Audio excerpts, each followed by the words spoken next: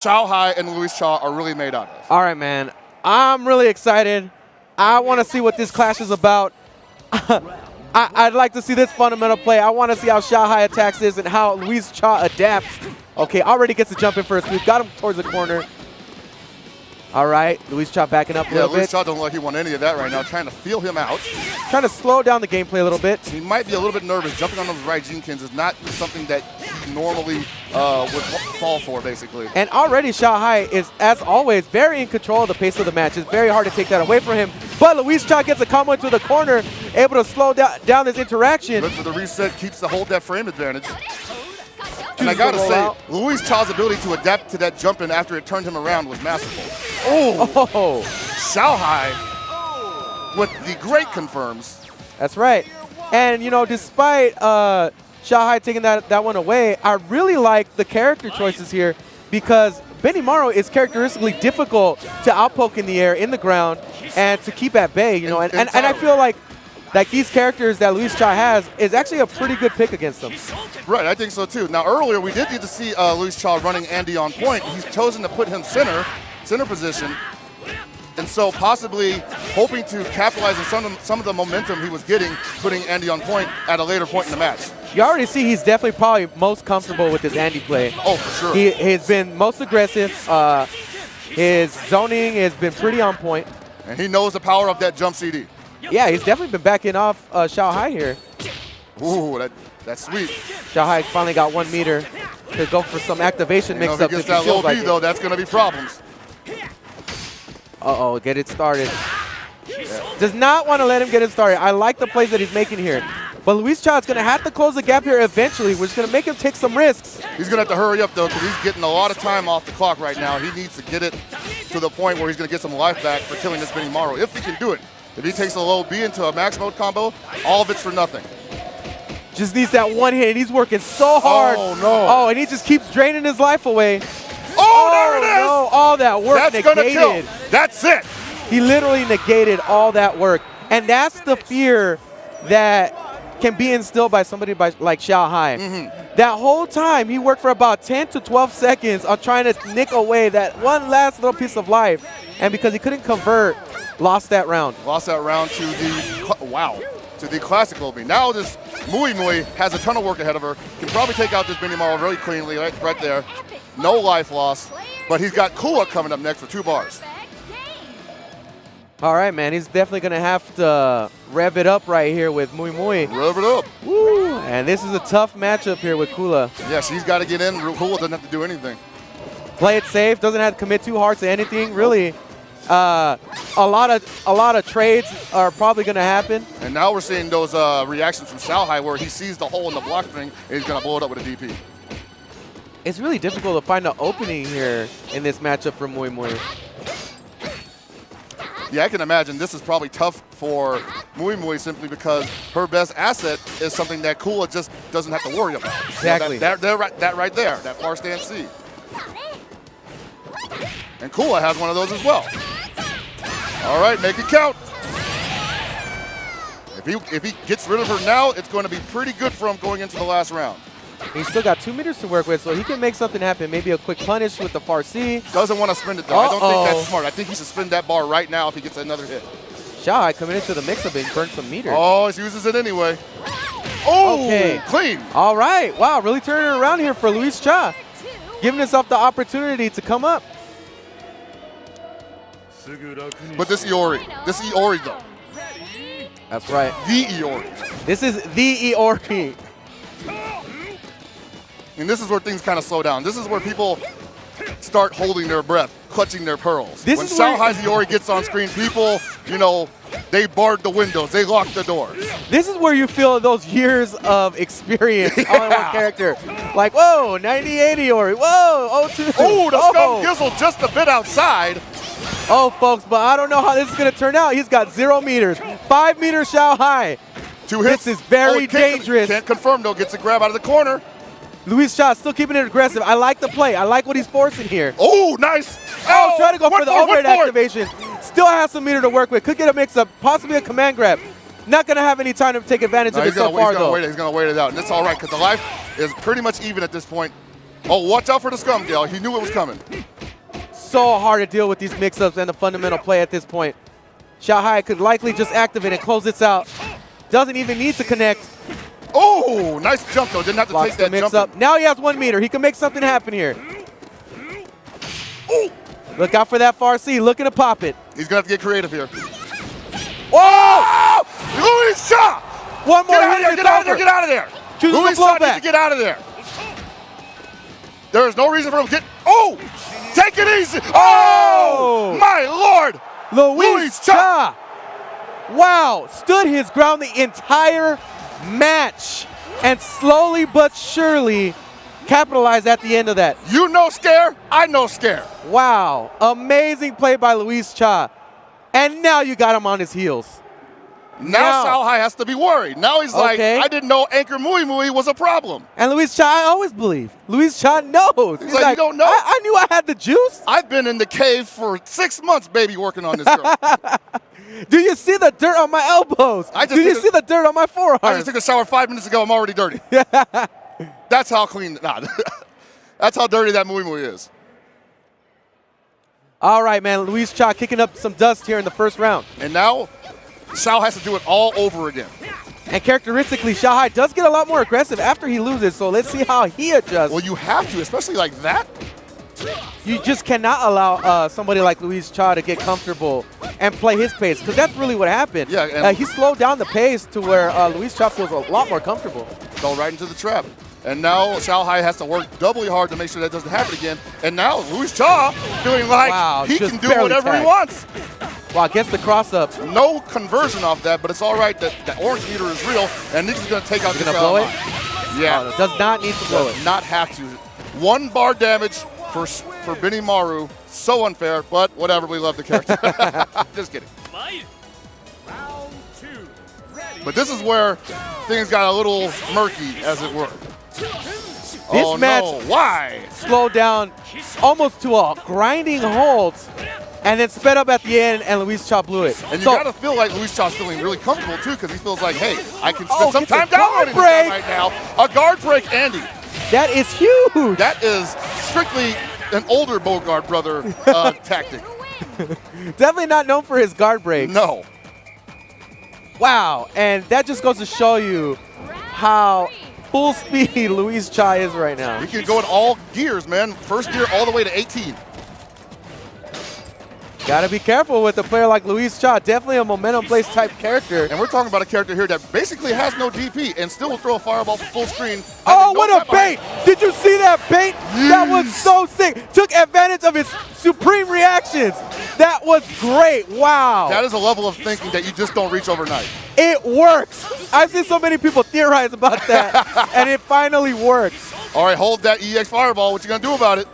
Oh, so much respect right now. Xiaohai has to play respectful. Well, he got stung so hard from that. Wow. When you connect the far D, you know it's going your way. Ooh. And Xiaohai's scared right now. He is leaking. He doesn't have to do anything right now. He's hurt, man. His soul is hurt. He could close the space. He could back off. It's Luis Cha's game. Sees the hole. That dude studies. He studies his gameplay, baby. The Kino eye is real within Luis Cha.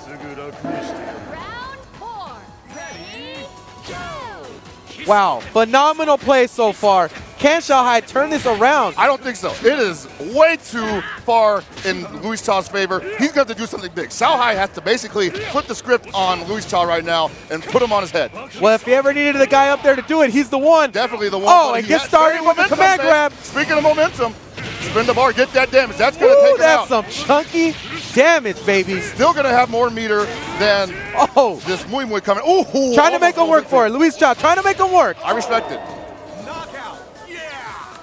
Still going to have 3 bars going in. Ooh. And going to have about full health, I believe. We have come into the danger zone where both players are so dangerous right now. Breaded up. Just butter me up, baby. Put me on the frying pan. Oh, this is going to have to be earned. This is not going to be free for either one. No way. And you know Xiaohai hates playing matches. Oh, blocks the overhead. He's like, but still has some meter to work with. Xiaohai thinking, man, this guy thinks way too much right now. Decided not really to commit to those far D activations. Usually I see him try to go for that to get the momentum going. Oh! Is that gonna, yeah, it's gonna connect. All right. And saves the meter for that.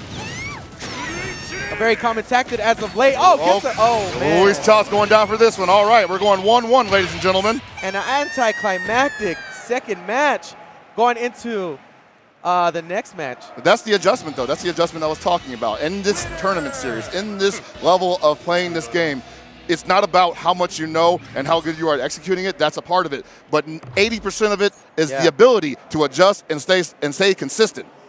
And Xiaohai is definitely better at that than anybody else in the building right now. He's definitely he definitely keeps the train on the tracks longer than most. That's for sure. Now the question is, can Luis Cha prove me wrong? Yeah, here we go, man. This is where you see a great player emerge. Luis Cha looking, that was so sick. Calls out the sweep. Use the invo underneath, and Xiaohai tried to challenge and gets knocked by the San CD. Very smart play there. Just lucky Luis Cha didn't have any meter. Who is that daring? Wow, Luis Cha turning it up, and that's what he's got to do, man. He's playing the notes correctly. Luis Cha right now is literally saying to himself, Xiao, who is this guy? This is a serious battle right here. This is real back and forth. I don't know. This is as good as it gets. Oh! That's a little basic. Probably tried to roll out of that, didn't get it. 2 meters work. Can he use the blowback possibly? No. Decides to what's the activate. Chesting him down. You need something behind that. You can't just keep throwing those out like that. Oh! All right, nice dandy. The normals. The zoning. He's going to take it. Gets the jump in. The now cojones. Luis Cha's up. Ooh, and Luis Cha in there just willing to challenge. Continue to keep trying to challenge in this fight. And now he finds himself ahead. And I got to say, he has been proving that he's been making this Kula pretty much ineffective the entire evening. Well, like I said, man, he's definitely got great characters to work with these. Characteristically difficult. Oh, speaking of seeing the hole in things, calls out the Ryu Imbu with far stand B. All right, man. I mean, the name of the game here for Xiaohai is really to keep it fundamental here, you know, and try to close the gap. There you go. And he's being very aggressive again, which is what he needs to do. But he might be weary of this. He knows this is where everything turned around last time. Oh my big God. Damage. Just doesn't block the double hop. Decides not to burn the meter. He wants the big damage. Oh, nice down D anti-air. Always love to see those. Which word again? Oh my God! Just runs up high. Wow, and gets beat by the block cancel blowback. Was Xiaohai looking for the grab? Was he trying to tech? I don't know, man, but the way that Luis Cha has been challenging in his face, running up and just pressing the right buttons at the right time, the man's timing is impeccable. But Xiaohai trying to make a turnaround with the most elite character that he's got. And Luis Cha wanting no more of that. Once again, going to work, trying to slow down this gameplay that is Iori, which is very difficult to do. Yeah, and that low D is paying off dividends for Andy right now. Placement just so good so far. It gets right out of there. Oh, caught him. All right. This is where things turn around from. This is where things happen. All right, man. Hey, that's actually the first time I've seen him do this in that match. So he stand deactivates. He's had a lot of opportunities to do that before and was playing a little bit more conservatively. So maybe possibly felt like he didn't need to do it. Yeah, exactly. Yeah. But now he feels like he needs to get the aggression going. Because he has been getting slowed down a lot by the way that Luis Cha plays. Luis Cha slows down momentum. And it's happening again. We're seeing this Iori back off from his Mui Mui, but he's not going to be able to do anything from that distance. He just doesn't want to be in that sphere of influence. Very careful, both of them. Watching out for that far stand C. Whoa, oh, wow. The far stand D, though. Great placement in that far stand D. Make an appearance in this last round. Takes the full knockdown, doesn't try to tech roll out of there. Roll back, very good use of meter. Has other 3 on stock, about to get 4. Ooh, no command grab. It was definitely right for it. Ooh, he was thinking about it. He was thinking about it. I feel like that would have worked. Yeah. Closing the distance. Put him in the corners. Backs right off. I like the way Luis Cha's working this. Oh no! Oh no! Oh, he gets it back anyway. Chooses to save the meter. No overhead, no he's grab. looking for the bait. Went and did it. Just went and did it. Not dead yet. Not enough. The Not magic enough. pixel. Wow. Space the uppercut. Wow. Luis Cha takes the round and takes the match, putting the legend Xiao Hai into losers. Amazing play. What an explosive opening to top 8. Incredible. You are short of shocking the world so far, Luis Cha. Staying in winners. How many guys are about to claim this man's? That's my boy, dog. Yeah, right? I always knew he could do it. I kept it to myself, but you know. Wow. How do we top that? Wow. And that's what you love to see in a KOF match, man. When it's a lot of back and forth, big adjustments, and at the end of the day, it's just like you said earlier, you know, whoever can stay the most consistent, can keep the train on the rails the longest, is really who came out ahead in that match. Yeah, totally. You know, we get to see where Xiao Hai's breaking point is. We obviously saw that he did not like the position that he was in, and he kind of gave up. He kind of gave up. I mean, we were talking about him not letting loose a lot of strategies that he usually uses in matches, and he finally started using that far send into activation. But I really think that that's where he lost the match, where he just did not keep up the aggression, which is very odd for a player like Xiao Hai and having the character like Iori on deck. You think maybe he bet too much on it? I think he held a little too much back on that. Yeah. As far as strategy goes, I'm not saying he wasn't holding back as a player, but I think he played it wrong. Strategically, he did not play that right. I think you're right. I think you're right. I don't think that Xiao Hai was willing to do that up until the point he realized it was too late. And at that point, Luis Cha had become so comfortable. Ooh, man, we got a real one out here. Shout outs to the Middle East, White Ash versus ET. Shout outs to ET. The OG terror, man. Oh, man. The OG, once again, man. I mean, we got an OG versus, I don't want to say relatively new, but at least to the visible community. Yeah. White Ash, this is the first time he's made an appearance at EVO at this level. Yeah, and he's already in top 8. I mean, way to debut, buddy. I mean, he really proved his mettle, man. I know he had played in a tournament a while ago and beat a lot of he has been highly making talented waves. players. He's been making waves, no doubt. But as far as the EVO scene goes, we did not get to see him. We didn't get to see him at WCS. We didn't get to see him at a lot of other events, too. So he's coming out here, and like Luis Cha, he's making everybody say his name. Yeah, he's proven his mettle, too, man. And give credit to ET consistently in EVO KOF top 8s and winning tournaments, being a very consistent player, man. And he's looking real sharp in that shirt, don't you think? That looks really good on him. Yeah, he does, I like man. that haircut, too. Yeah, oh, man. He's a cool dude. He is a really cool guy. He's a really cool dude. And you got to imagine, he is so happy with these Clark buffs. Oh, I bet, man. He is in love again.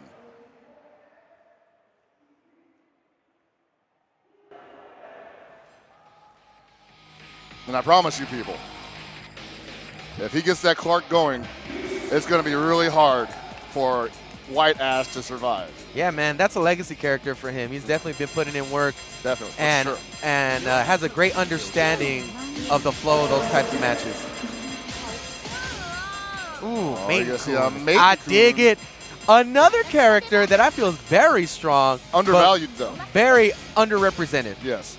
We've seen a lot of players who people did not expect to crack top 8 in majors have been using Maiden. That's a good point, yeah. Most notably Donkey. Donkey cracked top 8 at Combo Breaker. Yeah. And the star of the show was Maiden-kun. That's true, yeah. All right, deciding to put Maiden-kun first, so we get to see this show from the get-go. All right. Yeah, point in Maiden-kun's pretty serious. This should be wild, I actually man, like this matchup. It's a good idea to do that against this Mien. He's got the pillow that'll make her think twice about her dive radius. Yeah, he's going to control space with that pillow and be able to start his offense, as opposed to constantly having to deal with it. Right, and she has to commit to a dive once it comes out, so he can just charge up that little flash kick thing right there. There it is. And White Ash having some issues. We're going to have to force ET to really make some reads here in the air. Oh, he's just kind of autopiloting right now. Oh, lands on it. Can't go there, buddy. I like how he uses the pillow to just cover his run. That's really cool. Yeah, man, he could cover distance. Yeah, man, he hold down that punch button. Oh, Yup. ooh. Yeah, you get to do that. You get to do that. He made him make a decision, and when he made that decision, he was waiting for him on the ground. KOF the game, dude, is all about committing.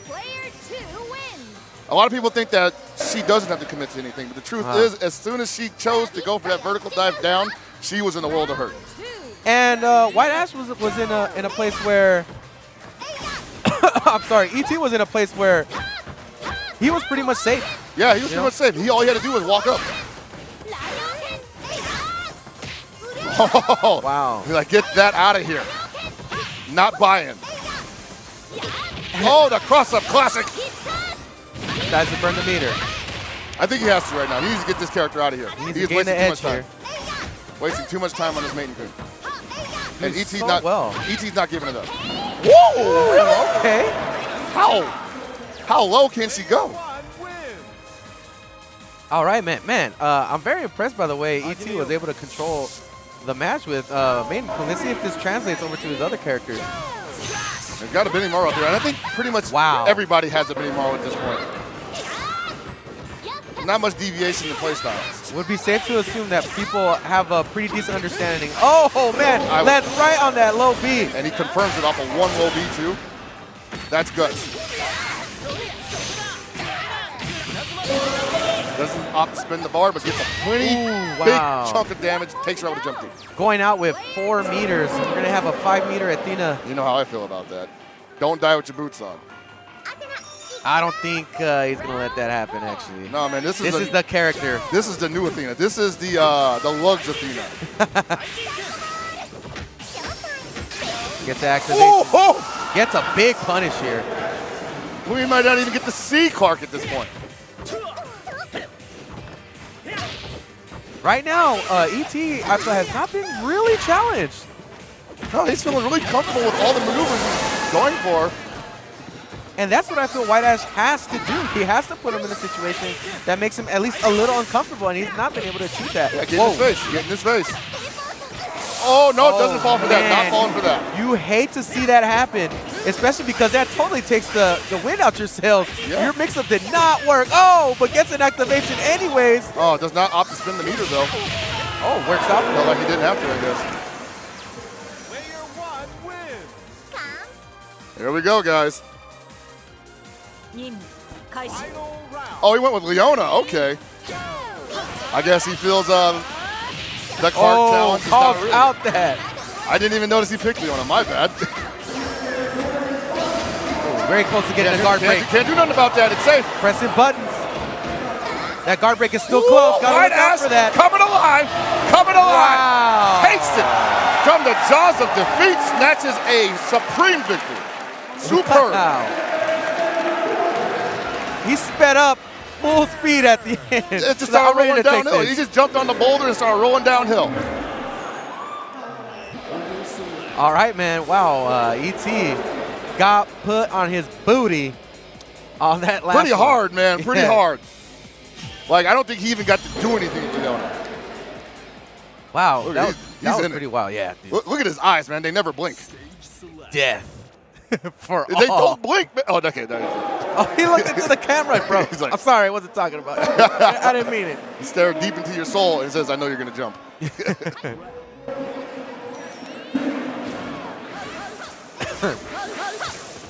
Eyes of a killer, man. ET played this well. Let's see if White Ash can make the adjustment in this matchup. But the thing is, like, he played it well, but White Ash wasn't tripping. That's true, man. You didn't see him really waver. And once again, that's that adjustment. That's that ability to stay solid under pressure. That's what's going to win the day at the end at this level. Wow, and really changing up his play already with Mien. Yeah, a lot more ground play going on here.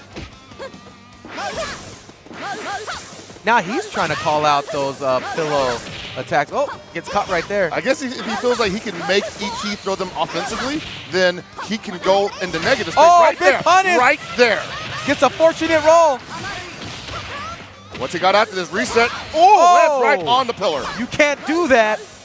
The hitbox for that is comical. A much closer match. Go right on it, but once again, he ain't tripping. Nope. And this is a way better outcome than even the first match. And you got to think that ET right now, as cool and calm and collected as he is, probably thinks he needs to make something happen despite having won that round. Exactly, because he knew how the outcome ended up last time. He was ahead score, but did not change the outcome. And that's when you start feeling damage. No. Oh, nice. Here we go. These main two that combos. was great damage. Highlight video. And that's one of those situations where you could win the first round and still feel like you're behind. Absolutely.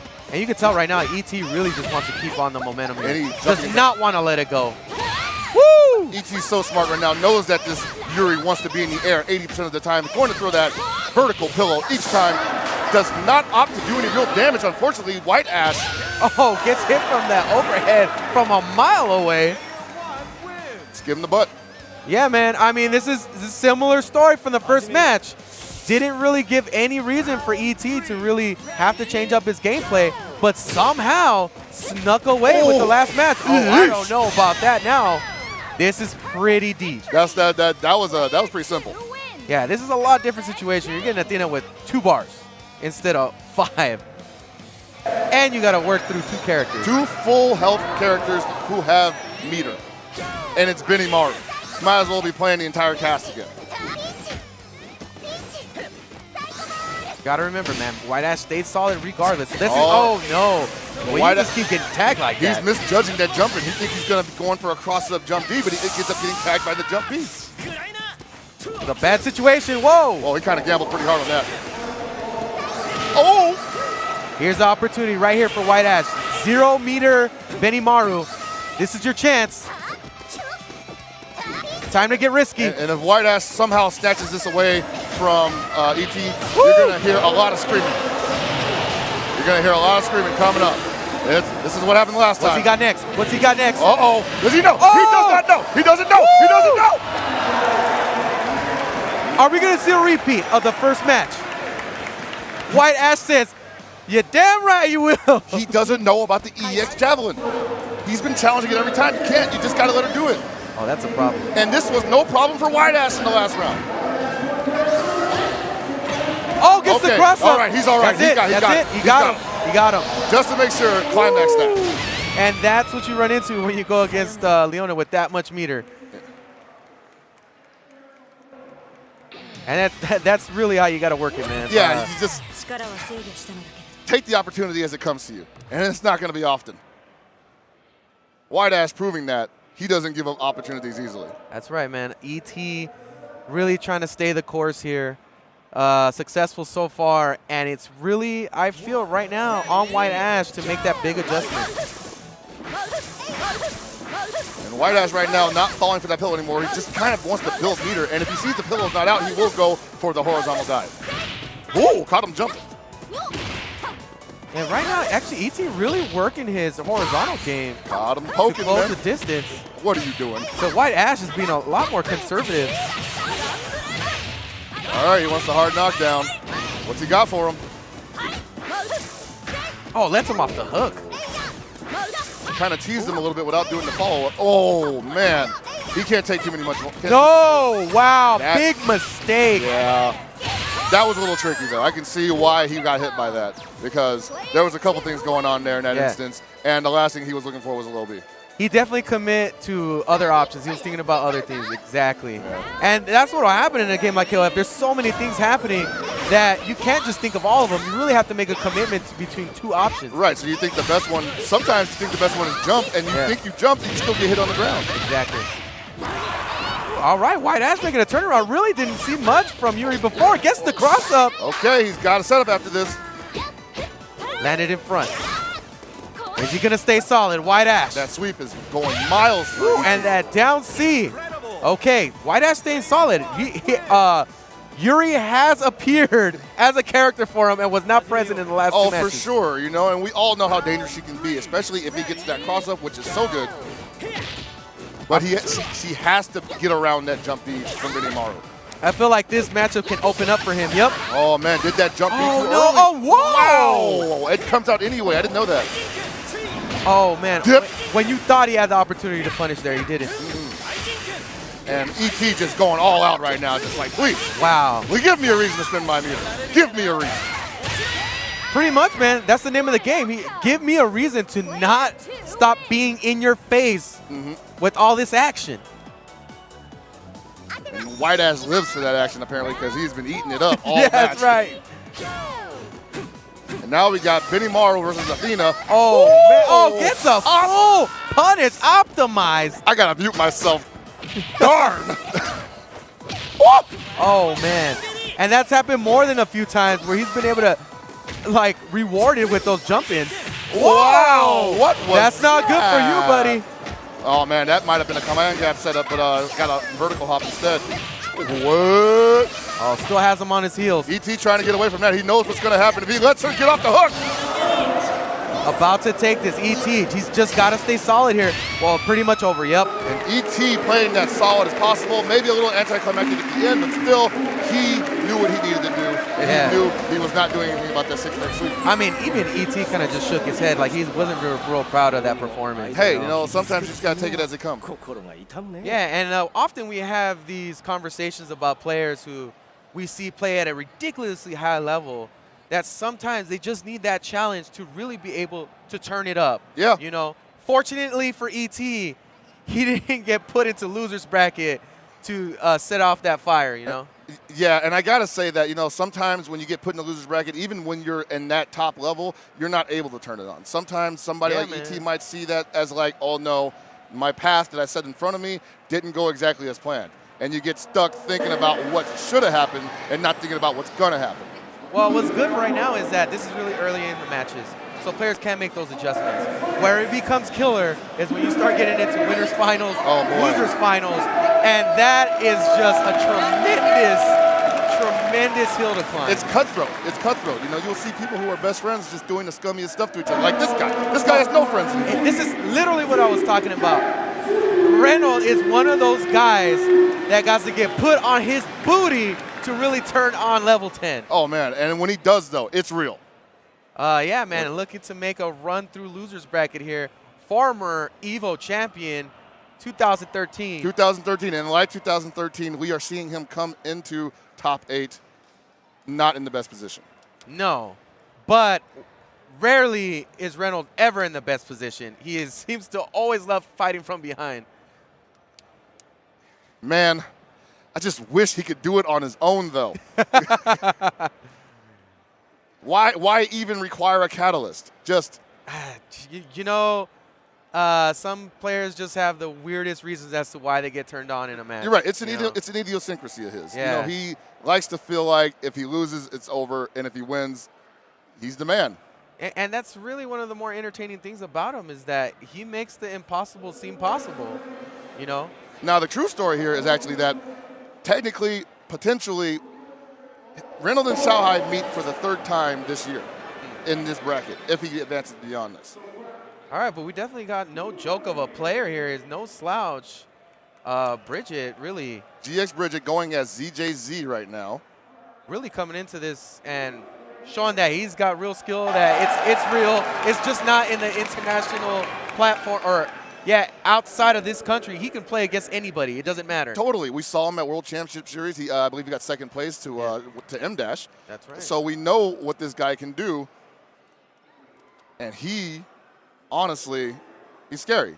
He's definitely a stone cold dude. Like, yeah, look at that. The expression never changes. It's been like that since 10 a.m. He wakes up like that and goes to sleep like that. Brushes his teeth. Doesn't even open his mouth to brush his teeth, man. Yeah, man. When he tried to smile, he was like, yeah. Speaking of guy that never smiles, you think he's worried? Is that a pensive look on his face? I don't think he gets worried, but he does get tense. Like he looks like he's ready to explode. He's that type of player. About to cut a diamond? Yeah, but it's crazy, though, because it's, you know, you think about it as viewers and people who enjoy watching his play, it's like, I'd almost rather see him just be more consistent yeah, and be so explosive, because it's just scary to see a player like that, because you want to see them win, but it's just so risky, you know? That's why I always ask them, my dude, why don't you gamble? Yeah, man, you win some, you lose some, right? I think that's his motto. He told me I do gamble. I'm buying a house. Oh, wow. Smart man. Yeah. mature Yuri and a Leona. Okay. Now, Gangil has definitely thrown some people on their heels, Yeah. especially from Reynolds. Reynolds has thrown so many people flat back because of Gangil. And I don't think it stops today. Yeah, and he's rocking a Maiden Tune too? Yeah, he was rocking him earlier on, too. And that was surprising because I honestly thought there was a button check for the longest time. it just kept going. My mistake. It happens. When you got a guy that plays so many different characters, I mean, you never know. What's really beautiful about this is a potential matchup that we didn't get to see at World Championship Finals because Reynolds got bodied by the airplane. Yeah, man. You know, you guys got teased back then. Didn't get to see Reynolds represent at a stage like that. But this is it. He's here with all the other great talents. Yep. And he's got to make a run for it, man. Cameo of Gibby in the background, of course. And he's really going to have to earn his medal for sure. Yes. Because it is in question as of right now. It is questionable. He has not, I won't say he hasn't performed well at the previous events. He's been performing great, stupendous. But he has not been able to finish off. Also, just the lack of appearance on certain stages that makes you kind of forget a little bit about the prowess that a player like Reynolds can have. Yeah, you really don't believe it until you see it. Exactly. Those quintessential moments that we've seen over the years have not seen it too much in this season of KOF. Right, and it's partially because it's a new game. It's partially because they flipped the game on us with the most recent patch. And I still believe people are trying to figure out what to do with it. Yeah. I still don't think a lot of people know how to play this game because we have not formulated everything that, you know, that could be the meta, as it were. Wow, so you guys saw that character selection and how they were a bit apprehensive as to where they were going to go. And I guess they just got the info that it was a blind pick. Every damn time there is a top 8 and Reynolds in it, there is a blind pick. That's playing the numbers, man. No, I get it. That's why I say, why don't this guy gamble? All right, that is not working for him, clearly. Oh, okay, try to bait something out there. Trying to make that presence of, hey, man, you got to switch up your game plan. Oh, playing real solid so far. All right, he's getting stuck blocking a lot of stuff right now, and ZJZ, I'm just calling Bridget. I can't. Bridget right now just letting him hold on to all this this life deficit. Reynolds smart enough to challenge it. Oh, he challenges it anyway. Had it right the first time. Oh, wow. Did not let him set up that pillow. Caught him in between. Reynolds needs to think of something quick. Bridget is feeling mighty comfortable back there. Oh, man, just in the range of that uppercut. Landing on top of stuff, getting zoned out, getting slowed down tremendously. ZJZ looking extremely solid right now. Frosty is the word. He is an ice block. Reynolds already turning on the aggression, trying to close in the gap. Somebody better tell Reynolds this is not 3 out of 5. What the hey? Gets a reset. Too comfortable right now, Bridget. What in the HFIL is Reynolds thinking right now? He has got his work cut out for him, man. He's got to chase this dude down. Ooh. This is rough. Reynolds is looking dogged right now. Nothing is working out for him.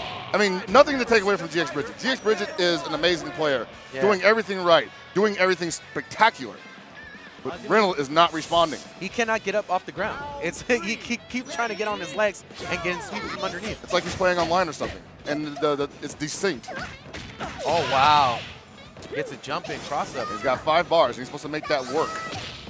And Reynolds trying really hard to close the distance, but hasn't been able to really slow down Bridget at all, really.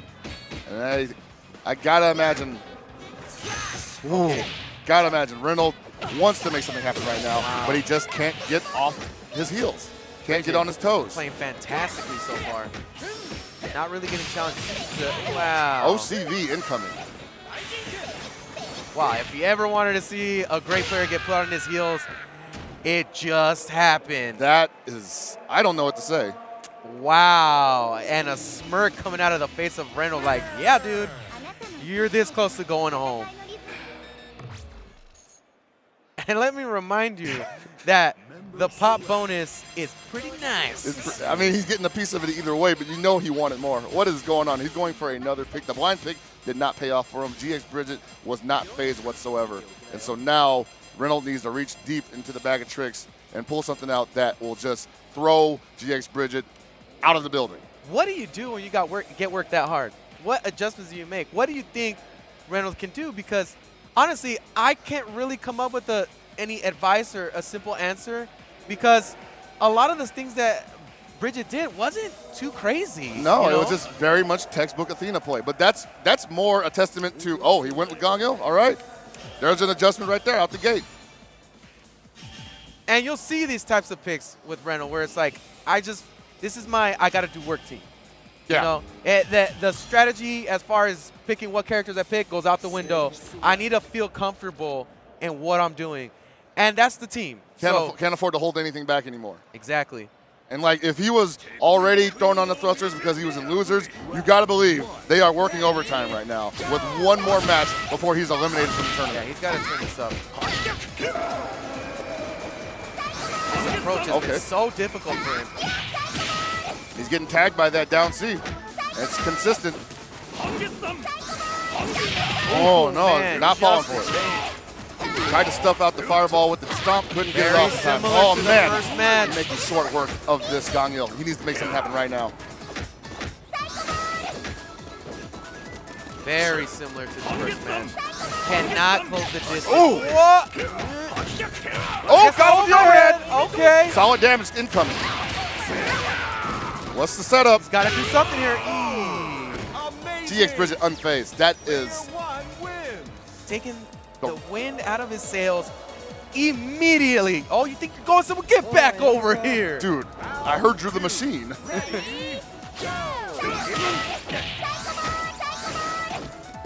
Wow, Reynolds has to turn something around. And GX Bridget has to do nothing. GX Bridget just has to keep playing this exactly the way he has been playing this. Wow, wow. Bridget, please. Big punish. He's going to have to let it rip. Yeah. He's got to gain some momentum. No, don't be conservative. Don't. Too many options, GG Bridget. Standard grab. Oh, my God, he should have blew it. Yikes. But that was really smart from CJG.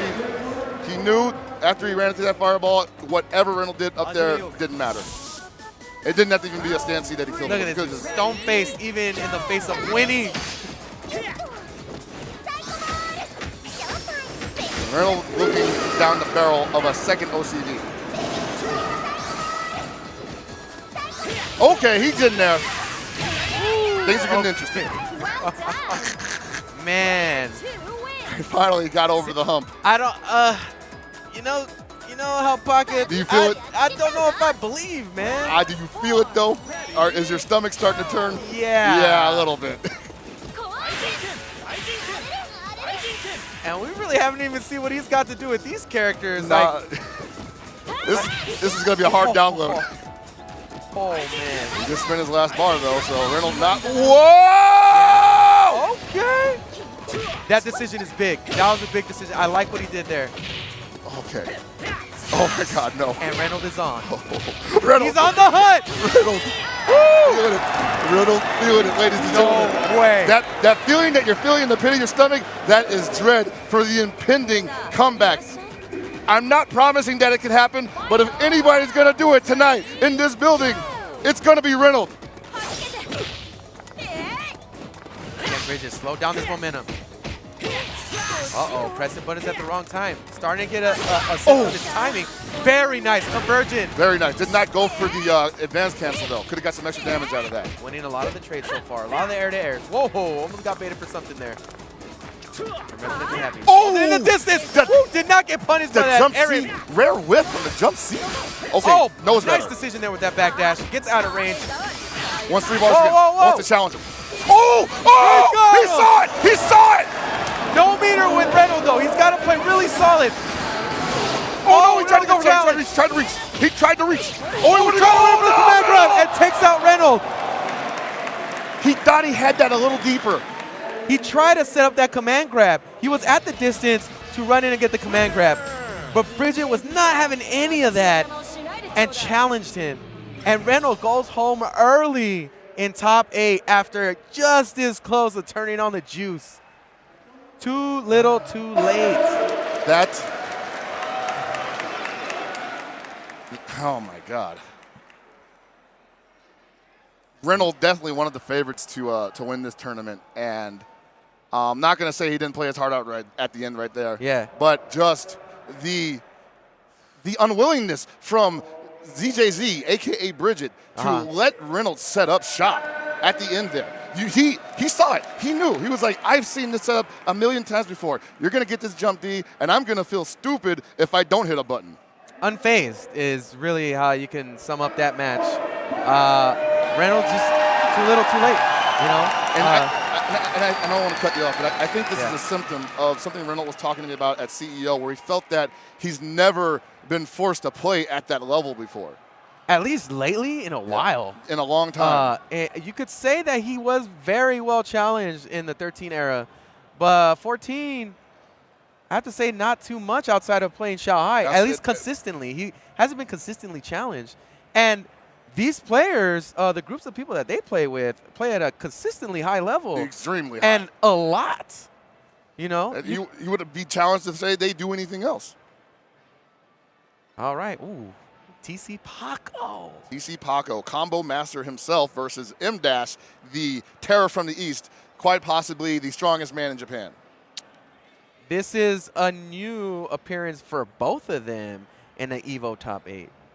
Yeah, this is M-Dash's first appearance at EVO as far as recent memory serves. Yeah. And TC Paco, top 8 showing here. But TC Paco has been making top 8s all year.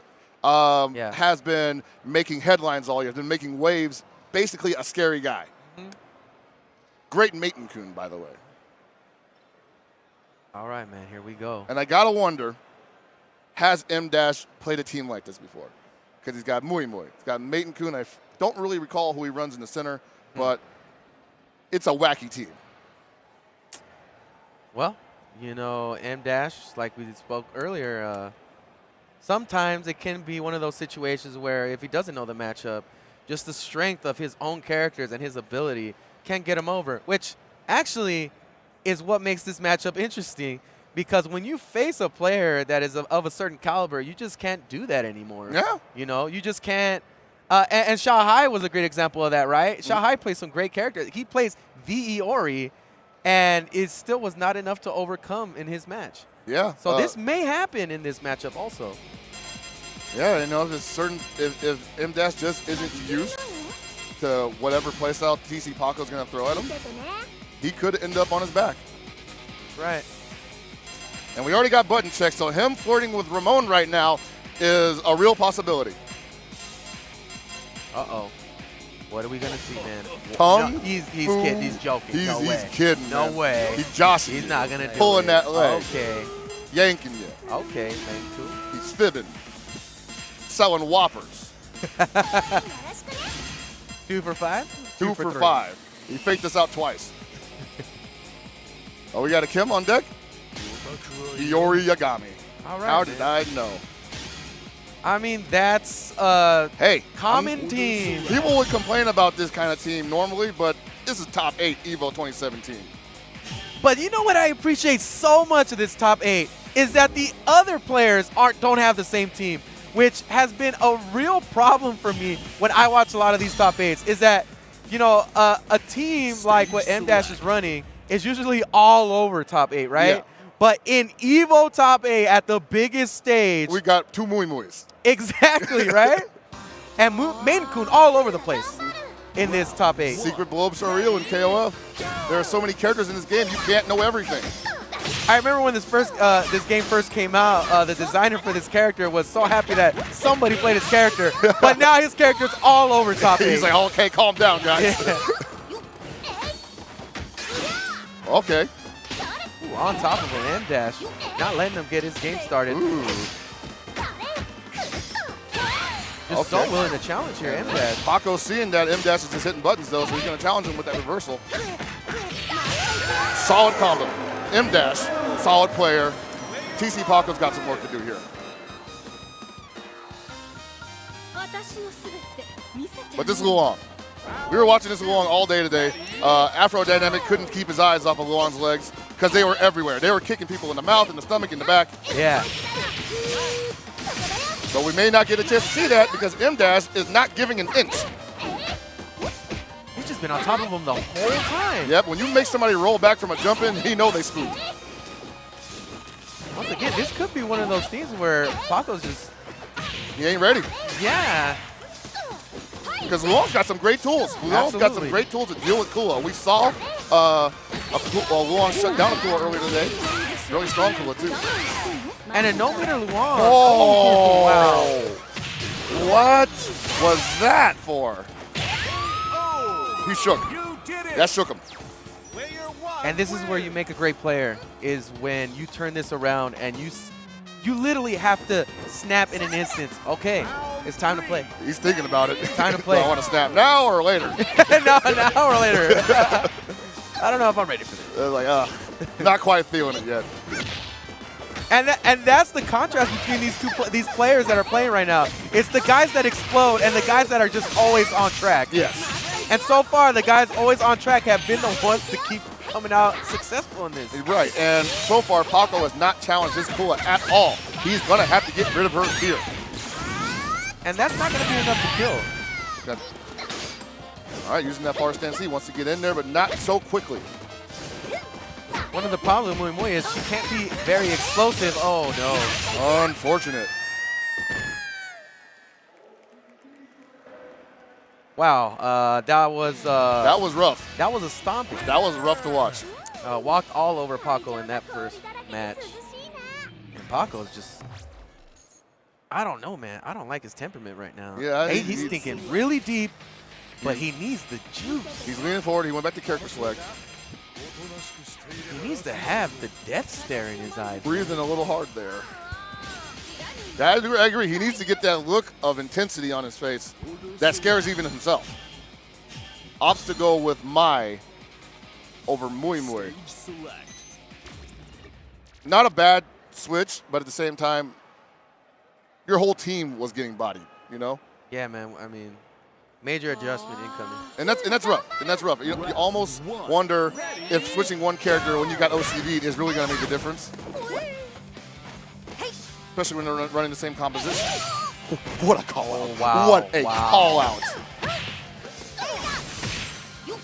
Paco's got to get aggressive here. He really let M-Dash get started in the last match. M-Dash ain't scared.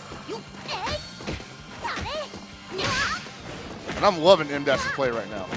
Well, except for like taking all these jump Bs, I would have kept it going. Oh, very Hyper nice. Shuta.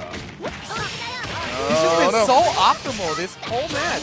The whole tournament, actually, if you've been paying attention to how he plays. Oh, definitely. He's got that Japanese spirit where it's very technical and very optimal. Oh, tries to call out the jump. That could have been bad for him. Paco getting some momentum back on his side. Oh, this could hurt. This is going to be big for him. One more. So much damage on that combo. Wow. That's what you got to do when you want to get back in the game. That's a big mental shift, and now he's got the look in his face. Now he's like, you see that? He's like, he knows that M-Dash didn't know about that last hit. All That's right, what that looks he's got the here we go, baby. Oh no! Yeah, spin the bar. He's like, cool, spin that meter. You win. Player one wins. Yeah, man, you could really look at that as a win for him. I definitely would. Oh, there it is. Oh, he's like, oh, here boy. we go. The endorphins are kicking in. I feel it. I feel it. Is that what they call the juice? See that? The juice is inside of him, apparently. Don't let him build up too much meter back there. You're not really getting much, from putting Luong in a corner like that. Ooh, spin the, get some damage. And now M-Dash the one acting a little cautious. Backing off. What is going on here? Even after killing his first character, he's backing up. He's giving up the momentum. And even Paco doesn't want it. Wow. He didn't want it. But if you're going to give it to me, he's like, okay. Really close to building one more meter. Oh, where's the super? Uh-oh. Oh, here we go. Is he going to, rolls out of it. Very nice decision. Cross-up. Looking for that. That is Oh, so hard caught to him in deal his with. toes. Caught him in his toes. Paco making a run for it. crowd going wild. And M-Dash right now has to decide, do I want this to go 1-1?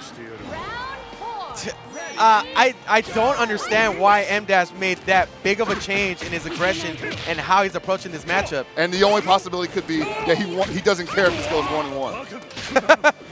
That's insane. That is insane. You would never do that in a top 8. No way. M-Dash, what are you thinking? That's what I'm thinking, man. I'm like, dude, you've got to just take it.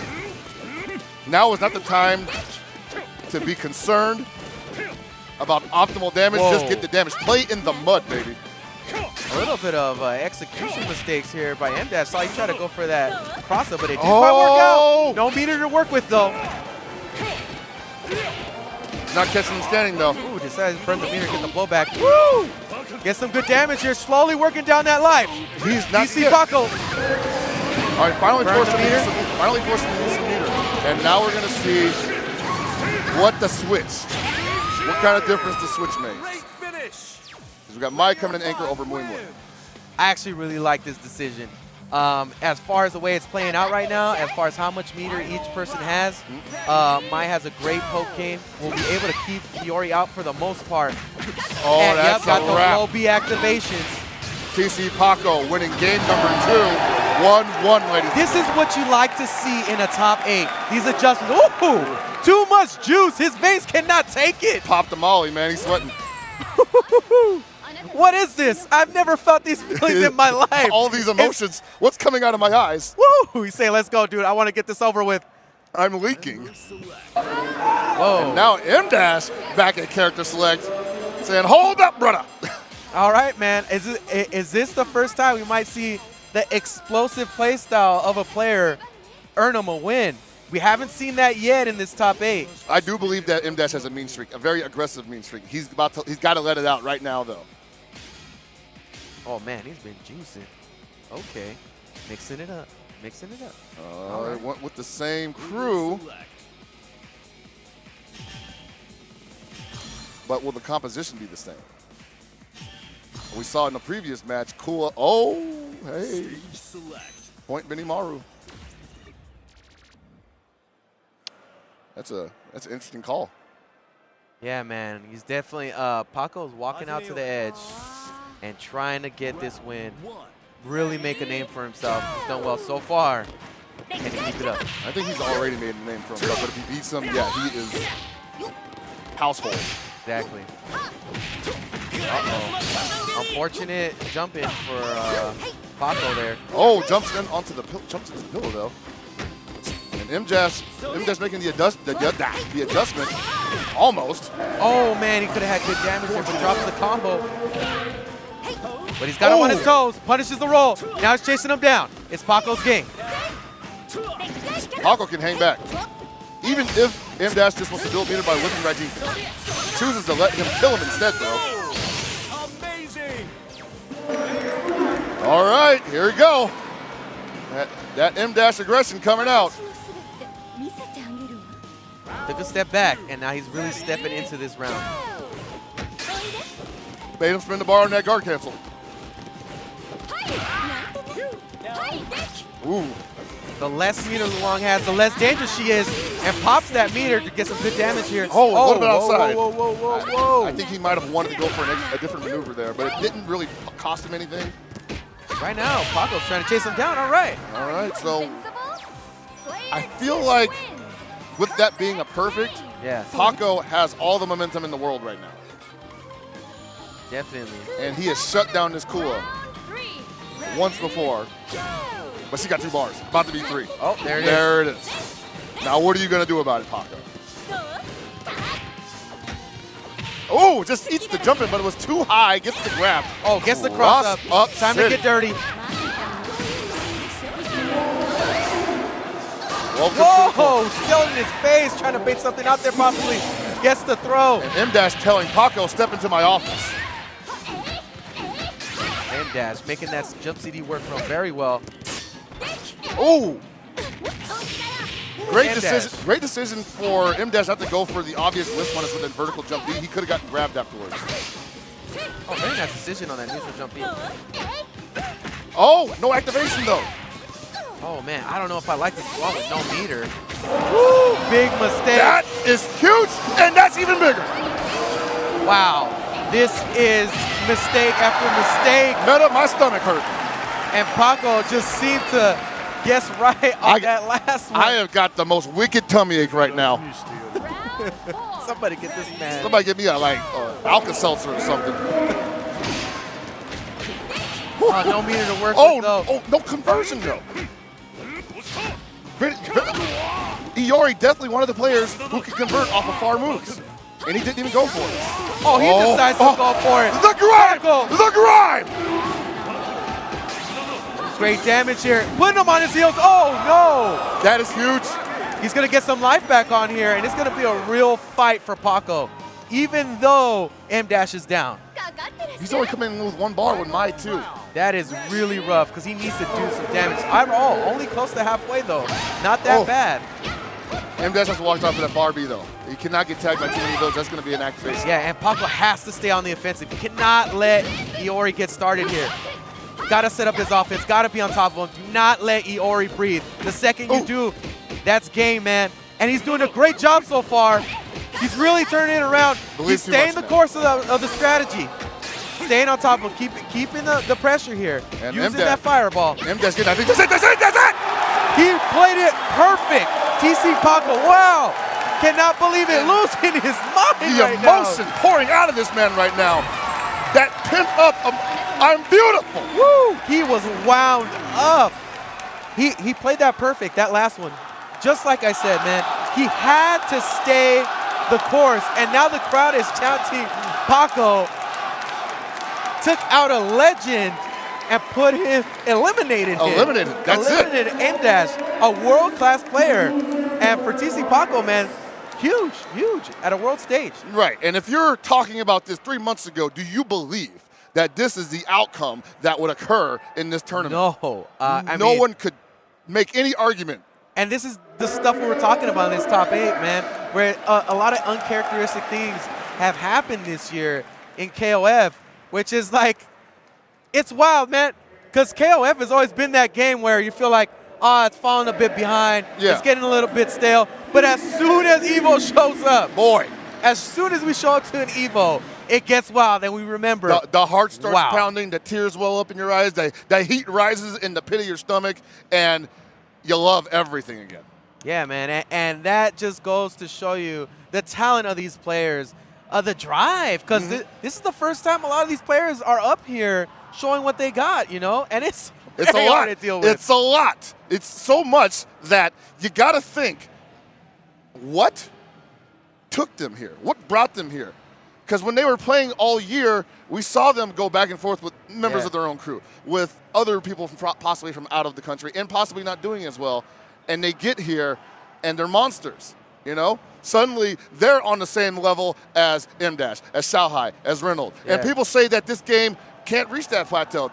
But there was one person that was saying that it could. Yeah. Reynolds was the #1 believer in this region, in this country, that KOF could be contending with the world. And we're seeing that here right now. And now you have these stars already looking great for the future of this game. Like, at this point, I know we haven't even finished top 8, but I'm like, wow, where do we go from here? Yeah, you know? The West is in the building. The Western world is now on the map. Yeah, spotlight is on him, and Paco did not disappoint. Man, he is still feeling it. Man, I totally sympathize with him right now. I would be a huge ball of emotions.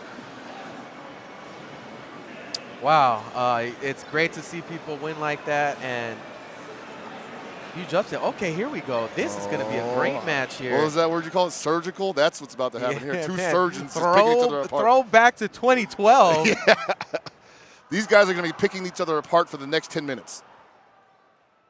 Two dudes that you just do not phase and keep walking forward. That's the crazy part. Again, we've been seeing at this level of play, and I'm going to keep repeating it as much as I have to, what's going to win the day, consistency, and the ability to adjust. Yes, we just had our first player, our first explosive player come out of that and win. Yeah. Yeah, I honestly wasn't a big believer in explosive play like that, being consistent, being able to continue on in the bracket. But And he made it rough. He made it look rough. Yeah, man. He basically made it through the fire, man. Yeah. All right, another Maiden-kun. All right, we're starting to see a trend here. What's up? Well, we're seeing a knack now, huh? All right, here we go. All right, shout outs to the OG top tiers. Oh, boy. If you're playing 1.0 right now, you're scared. Yeah, right? You're pulling the plug on the PS4. You're rage quitting. You're sending an angry message to this guy saying, you're already a scumbag. I hate you. I'm just so amazed that we have this character selection at this top 8, man. Dude, it hasn't been like this, you know? Yeah, the top tier, and especially in 13, the top tier representation was off the charts. In Right. 14, for the longest time, it was also off the charts. Yeah. Everybody played Robert, Knack, Athena, what have you. Yeah. And now we're seeing with the 2.0 patch, there is actually a lot of exploration going on. Absolutely. And, you know, with the game with so many characters, it's just impossible for you to check out every corner of this game in such a short period of time. Like I said, you can't know everything. Not in time for top 8. And the ones that do lack something else. Absolutely. And here we go. White Ash already starting a pretty good lead here.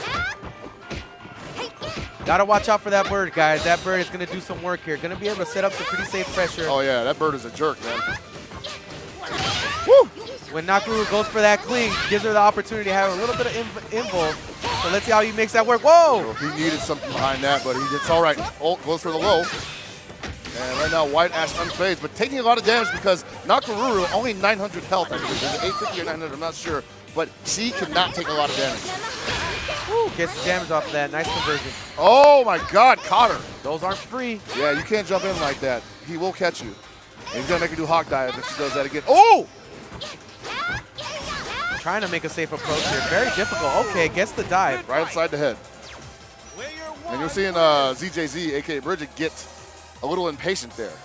Which is a first, because in the last matches that we've seen him, he just played solid the same way he plays the whole time. But now you see him thinking, which is a first. Who can be more annoying? I think White Ash has that.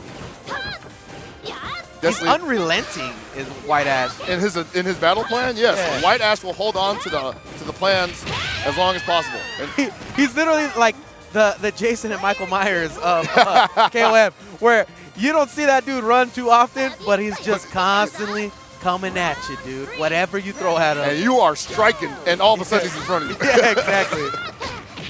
Ooh, Yuri mirrors. Oh, sick! Ooh, ooh, Woo, that was so sick. Lord have mercy. That's White Ash is turned up. I have not seen him get off like this. that hard knockdown block, baby. Whoa, that was sick. Holding. Did you see that? Standing finish. Player one. You saw what I saw? Yeah, Perfect game. It hit from the back, and then he landed in the front. that is some nasty. Wow. Okay. I don't know how these guys are blocking that, and he probably blocked it on accident. That to be honest. is some grimy guano.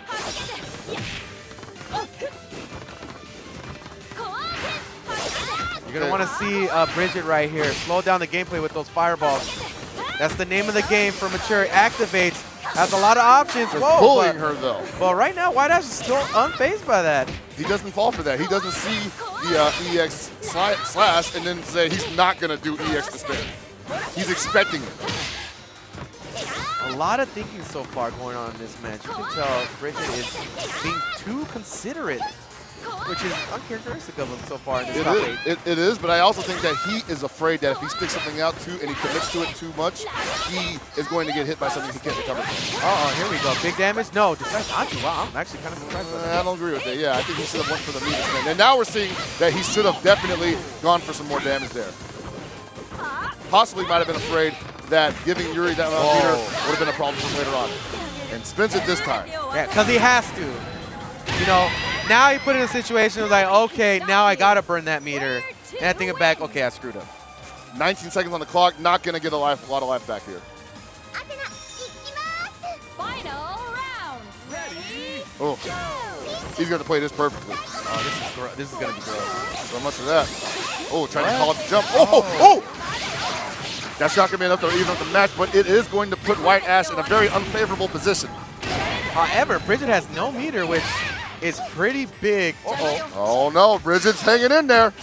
Hanging by a thread. Once that bar can't guard cancel, hold on to it. Just got impatient again. Wow. Did not want, that roll was so ill-advised because there were two things that White Ash could have did to him in that corner. It could have been the command grab. It could have been any button. Yeah. And basically, that roll could have gotten blown up by anything in that situation. There was no reason to roll out of there. And this is something that we haven't really...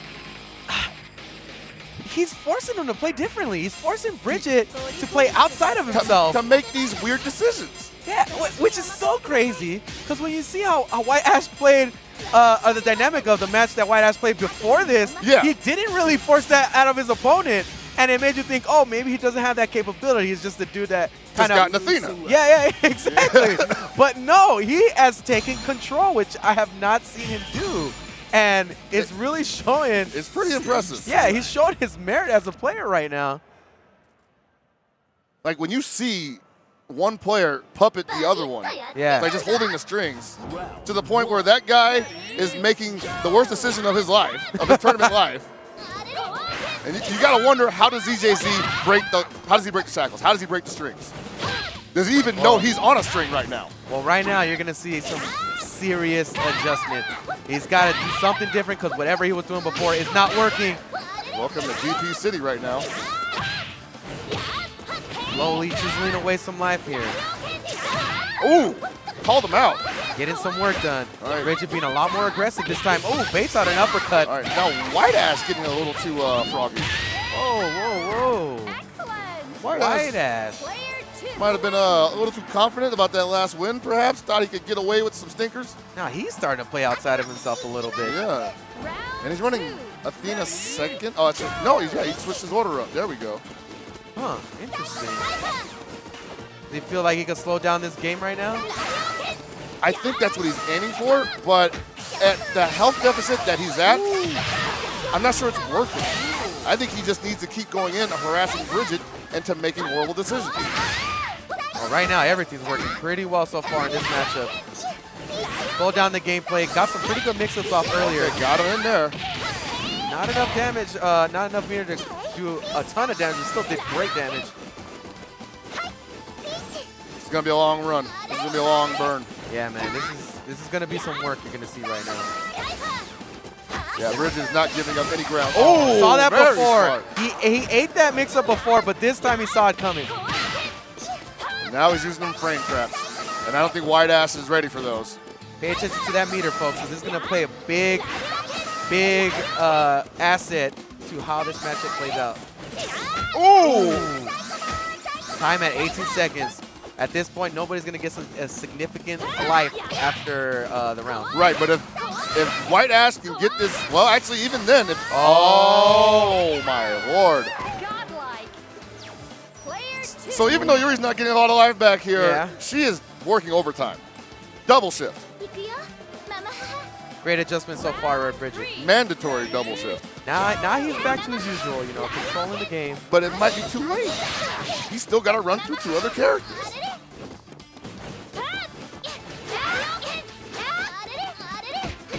And you notice, ooh, nice block. ZJZ is just building meter right now, trying to get something to for Mature to work with. White Ash, though, really answering the call and trying to be a lot more aggressive here. Yeah, he's letting the bird do some of the work for him, and then he's running in behind it. Which is smart, man. He doesn't need to risk himself too much. No, not at this point. Ooh, that's it. All right, so now we get to see what Mature's going to do with these two bars, pretty much three. I definitely would like to see more bird call assists similar to this last match to try to shut down the movement and the momentum of Mature. And I kind of wonder if oh, nice punish! He saw that coming. He was ready for that. And that's how you're going to have to play this matchup, because inherently, I don't think Mature has anything that will blow up Nakaruru unless he bird clinches. But White Ash cannot play this on his heels. He's got to be full throttle. He cannot hesitate, because once Mature gets that momentum going, it's very difficult to get her off. That's it. He shook. When you drop it like that, it's hard to get back. He's just wasting the bar. It doesn't matter. Calls him out. Try to set up that fireball. Still got max mode working for him. White Ass got plenty of opportunities here still. As long as he doesn't get hit. Ooh, Good trade for Bridget, though. One up. One up. Bridget slipped a little in that first match. But once again, back on his toes. Now it's White Ass's turn to get it back. And now we're going to see them both working at maximum potential. That's right. Beating the crap out of each other. White Ash has answered the call before, and he could do it again. There's not enough water in the Aquafina bottle, man. You're going to need 3 of those. All right, man. Are we going to see a character change? What do you think? I feel like on White Ash's part, he probably feels comfortable with this matchup. Right. I think he should have changed. At least the composition. Right, yeah, I really think the composition, maybe put Nakaruru second, you know, get a little bit more shine for Right, him. because if he's worried that his team got downloaded, I don't think, like, you know, taking them out of order is going to fix that. Especially starting out with the character that Bridget is already familiar with, yeah. He just has to basically convince him not to do anything. Ooh, try to go for that cross-up. Gets blocked, and he guard cancel rolls out. No meter right now. They're going to take a break. They're going to take a hug break, apparently. Slowing this match down to a halt almost. Both of them a lot of respect, not trying to get into each other's face and get in the wrong range where they can get poked out or hit. Exactly, because as soon as one of them gets the bar, then it's going to be curtains.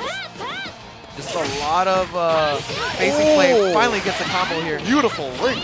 And there's that combo again. So much damage to 1 bar. Oh, a down A anti-air. Hey, we got those. Yep.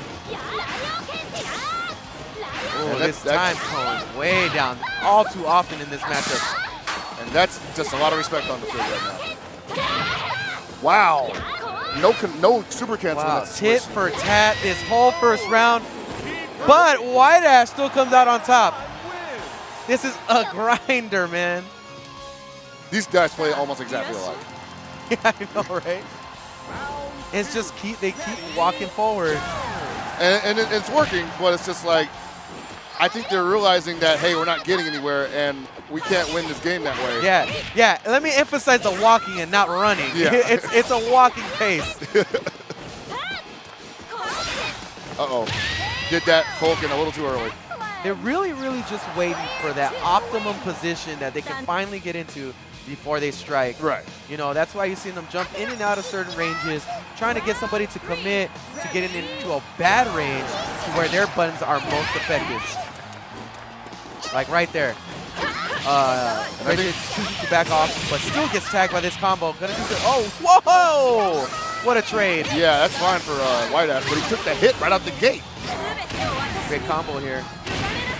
Takes it to the corner. And now, I was going to say White Ash must be a little spooked, but not at all. It just goes right back into the game plan. No adjustment needed. He's like, what's my adjustment? My adjustment is to down C you on my wake up. Not impossible right now. Definitely looks better than the previous situation. White Ash still in there. Still able to pull something out of this. But Bridget's not going to let it happen. Bridget is just going to make him work for every hit. Got to be careful with this activated Nakaruru. Got 1 meter. Still got some juice to work with. Oh, this might not work out. Okay. Daring him to come down. Still, even such a mobile character, still having a hard time to really find an opening. Yeah, too big, man. Ooh, just made it over and now finally gets in his face. Walking down, Bridget. That jump B is ridiculous. Oh, no, not deep enough to combo. Oh, just going for it twice. The harassment's real. Having a very difficult time shutting down that fireball. And once again, we're getting down to the tip, the last seconds. Now White Ash the one blocking everything. Oh, wow. That activation at that distance, perfect. Oh, my Lord. Oh, man. And, wow. Just a back and forth match right there. But White Ash not able to make up the difference, though, which is what he really needs to do. Yeah, White Ash right now can't get touched. Can't let this Leona pop the raw max mode. Almost got caught with that jump in. Oh man, can't take too many more of those either. Ooh. Right now, you see Bridget commit a little more than usual. He's trying to finish him off. And that's because he's really sensing, that White Ash was having a hard time doing anything. So he's like, fine, why should I overextend myself? And there you see it. White Ash goes down to Bridget, and we'll see him. He's out. He's out. Yeah, he's out. Wow. Another thing too, man, that Bridget is not a peaks and valley type of dude. You know, he's just really settles. It's very steady. Yeah, it's a very steady play style.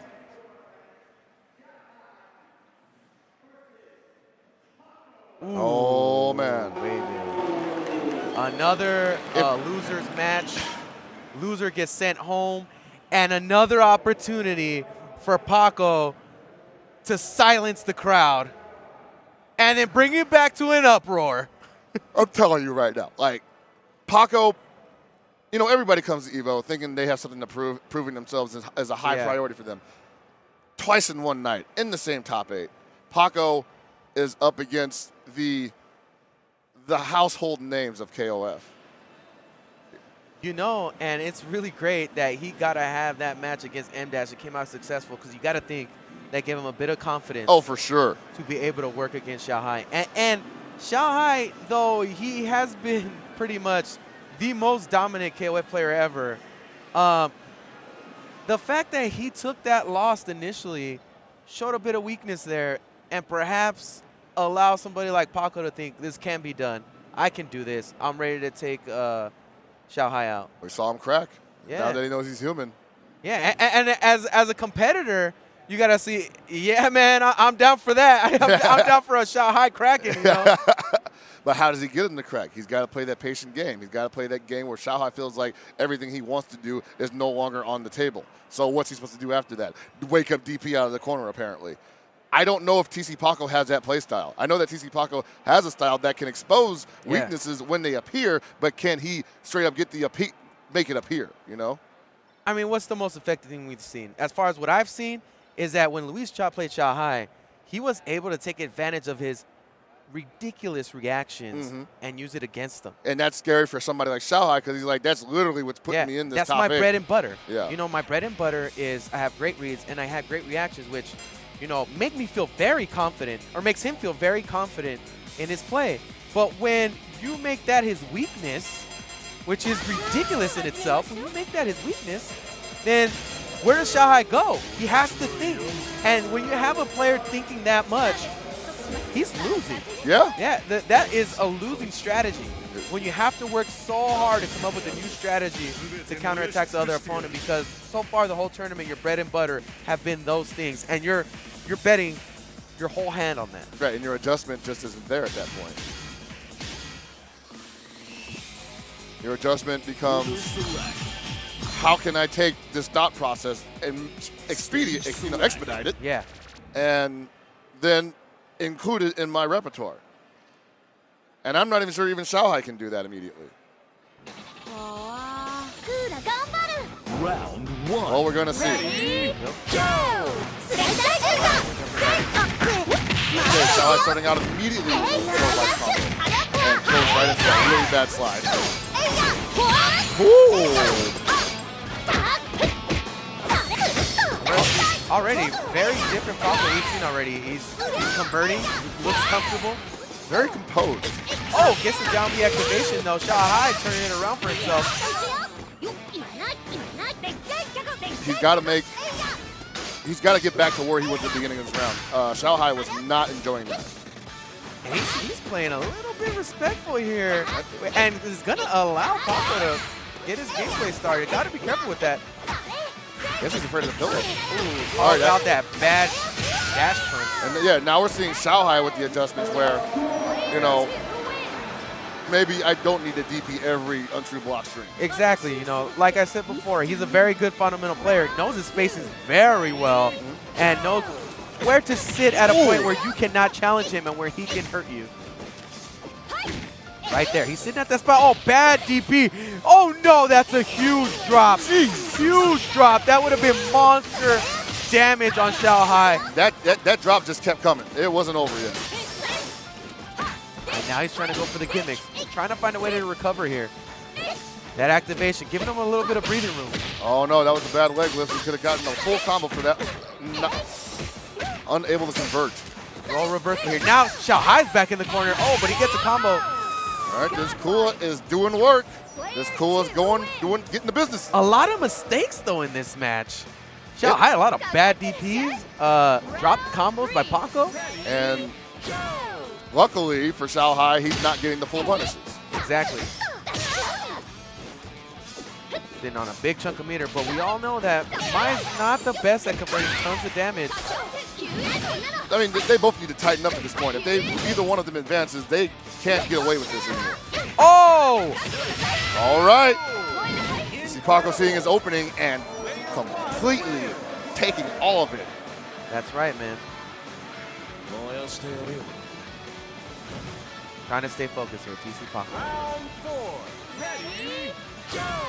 All right, this is a character we have not seen Xiao Hai play at this tournament so far. His K-Dash is very well known. Yeah. But I don't think he's pulled it out yet. Definitely the most effective character he has at whiff punishing a lot of normal. Oh, FRB. Yeah. Sure.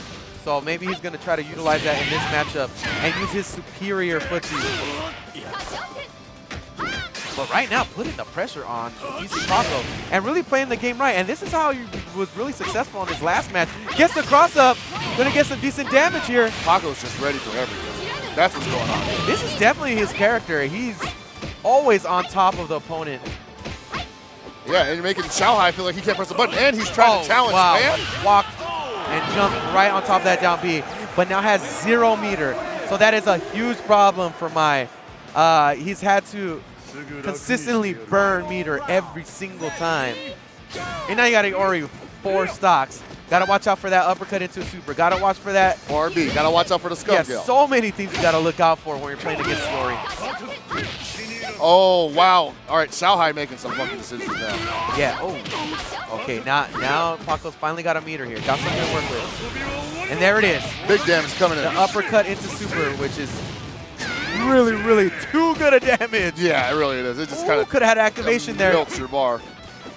Really close to getting 2 meters for Paco. That'd be pretty big. Okay. He gets a touch. He's gonna, oh, we Wow, got a no, touch. now this is going to be work. And once again, Iori with 3 bars. Very difficult decision that he had to make there.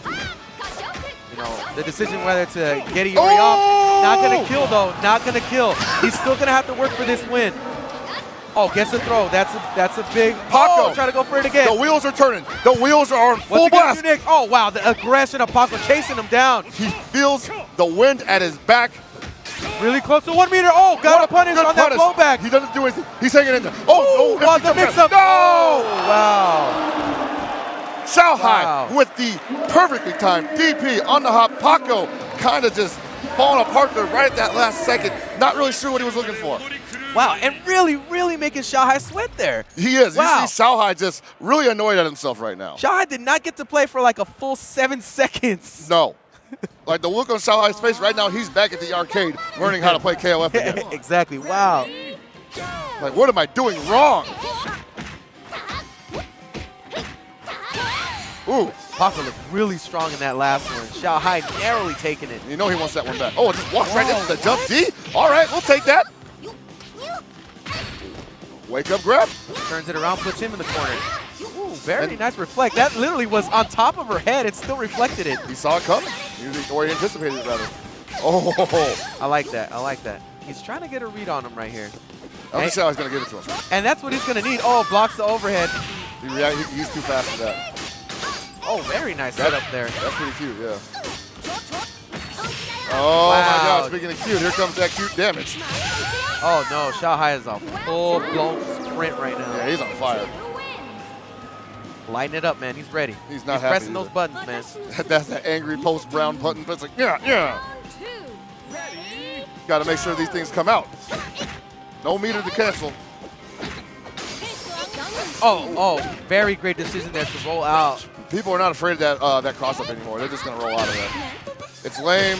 It puts you back in neutral, but at least you're not getting crossed up and having to deal with a bunch of frame advantage for your opponent. Especially from the fact that in KOF 14, it's a lot more difficult to punish rolls, so you can get away with tactics like that. Yes. Oh! Taco! Pretty good damage. Wow, wow! Dude, 1 meter. Okay. Okay. Such meter, wow. Great usage of that meter. Much comeback. Oh, people are shouting Paco. They really want him to take this. It's the homie, man. And will Paco, once again, render this K-Dash ineffective? I don't believe so. Great call out. Oh, drops it at the end, wanted to go for the reset. Oh, no, not blocking the overhead. A lot of people don't get to see that enough from K-Dash that much. Not a lot of K-Dash players go for that. All right, Xiaohai feeling it. Xiaohai remembering his place in the food chain, at the top of the pyramid. I am at the top of the pyramid. I was talking so much mess on Twitter. I better lock this down. Yeah. And Paco with almost insurmountable odds right now to deal with. Oh, does not go for second cell. He has a shot here. He can do some good damage. He's going to burn him. He needs to. He needs to make a statement right now. And now he just needs to play solid, just like he played at the end of the last one. He has been so great at scoring a lot of random hits and making this very nice backdash. Right now, actually, Xiaohai is playing into Paco's game. He needs to be very careful. He's going to give him a bar, too. Slowly knocking down that life. Uh-oh. Wow. Oh, wow, that is... He is so solid with mine. So solid. He almost turned it around. And I would even say, even though he had the life disadvantage, that mentally and the way the game was playing out, he was in the lead. All right, he's got 1 bar to work with here. Oh, no, okay, Xiaohai not taking no more of that. Oh, all right. Press the button, man. This is going to hurt. What? Okay. I think he should have went for as much damage as possible in that situation. Oh, burns that up. That overhead will never hit in this level of play. Oh, yeah, Paco's going to reach deep in this one. He's going to try to make this happen. And just look how aggressive he gets, even though he was just a second ago in the corner and possibly looking at the end of his tournament life. Playing very solid Paco right now. Okay, that's going to be a Xiaohai reading that perfectly. All right, man. Well played from TC Paco, though. TC Paco made a great name for himself, played with a lot of passion, and, you know, just made this tournament that much greater. It's a bloodbath. That's right, man. Shout out to TC Paco. I guarantee you'll see more of this man in the future. Chat, let me see your Bible thumps. All right, man. All right, man. Like, I am so happy we got to see TC Paco in this top 8. I'm so happy we got to see everybody in this top 8. Yeah. It's been a great top 8. It's a great return for KOF to the EVO stage. I don't think anybody has any reason to be disappointed other than obviously in losing. Yeah, man, and we're working towards the winners finals now, and we're not going to be disappointed. No, I have to say this. Luis Cha coming in a monster in this tournament, and yeah, I just want to see how this plays out. And the thing is, like, I want to say that he might be a little cooled off now from that last match, but he came in cooled off. Yeah, dude. It doesn't matter to him. ET, dude, also. He had a match where it was like, he was also very cool because he was a little disappointed. I'm sure he was. In the way that he won. And I think he knows that, from a guy that plays at a very high level very often and plays other very high levels very often, players, that he knows that that's not going to cut it. Right. Like and that's what that disappointment is. Yeah. It's that he doesn't think he can keep that up in the next match. He needs to improve, like, in under 30 minutes. Yeah, you're not going to win EVO playing that way. No. And he would know, of all people, he would know. Yeah, he's come very close before. 2014, famously, almost got in the grand finals. Almost got the gold. Yep, and this is new territory for Luis Cha, man. Most definitely. Definitely put that down in the history books. He's made a winners finals at EVO. I mean, like I said, how many people are about to claim this man? All right. Oh, that's my boy, man. It's my homie day one. I used to play with him every week. All right, button check over, I believe. I think he's just going to go right into it. So how do you think this match is going to play out? I think, well, Because right now, Luis Chaw's, the whole tournament, he's just had very, very solid play and forces you to make mistakes.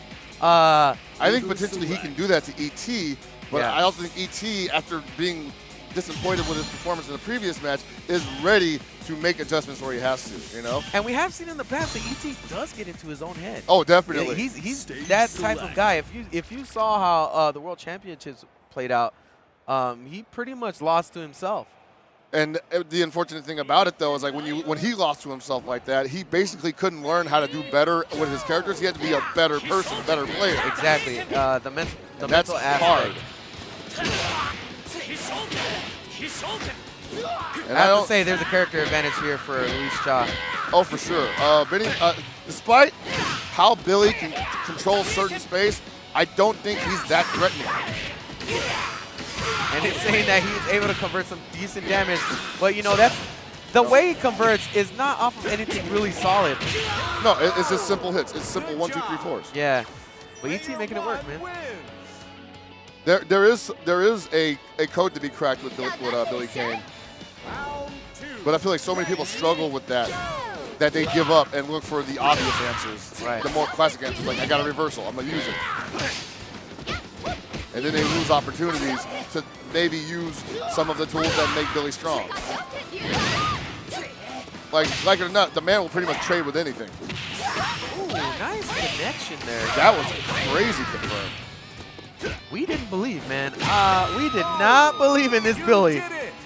Right now, other than my foot being in my mouth, Yeah. ET is basically proving that Billy is capable of standing up to these zone-heavy characters that have fireballs. And yet, even though we just saw ET take those 2 rounds, I have to say, I'm not convinced still. You still think there's a chance? Yeah. Oh, look at those cross-ups. Dude, he's in there. All right, down C. Again with the down C. He's got to run into it, man. Hold this mop bucket. You lucky you ain't got meter. I'm really surprised Luis Chaw's just running into these ranges that Billy's so optimal at. I got to think he was getting a little impatient because he wanted it to play out to his advantage so badly. Oh, that's really good damage. That's Wow. really cool. I like it. An outcome. But at the same time, Number 2 wins. he needs to do that more right now. He needs to find himself in that situation because I think he was getting a little impatient. It's really surprising from a player like Luis Chaw because he has very strong zoning and footsies that when he gets in a certain range, he's not playing that. He's not trying to bait anything really. He just kept running into normal. Right. And then we saw him go with the raw overhead. Okay, nice close stand. Oh, Hey, wow, overhead another in one his to roll. face. Crown him. So successful with that so far. Definitely got something working for him. Okay, he knows to block all that. All right. And ET just daring him to come forward. And Luis Chaw saying, okay, Okay. let's get personal. Yeah, man. ET's trying to cool him, dude. He's trying to freeze him up, but Luis Chaw slowly gaining ground in this match. Final round. Benny Maru pulling up the rear. And really, ET doesn't have to do anything. And I think a characteristic thing of Luis Chaw is you kind of, when you play against him, you kind of don't feel like you're falling that far behind. He makes it feel like you still got a chance. Like a Warren big Tristan damage. almost. That's going to be it. Yeah. He almost makes you feel like, you know, I'm in this, or you might even feel like you're really far ahead. And then all of a sudden you take that one little, you step on the landmine. Exactly. But ET, successful in pretty much cooling him, man, freezing him down. Yeah, I mean, this is tough too because like it's late right now. People are probably like, I've been up all day playing KOF. Yep. I need something to eat. I need to go home. I need a drink. I need to go take a nap. You know, nobody sleeps in Vegas. Can't, man.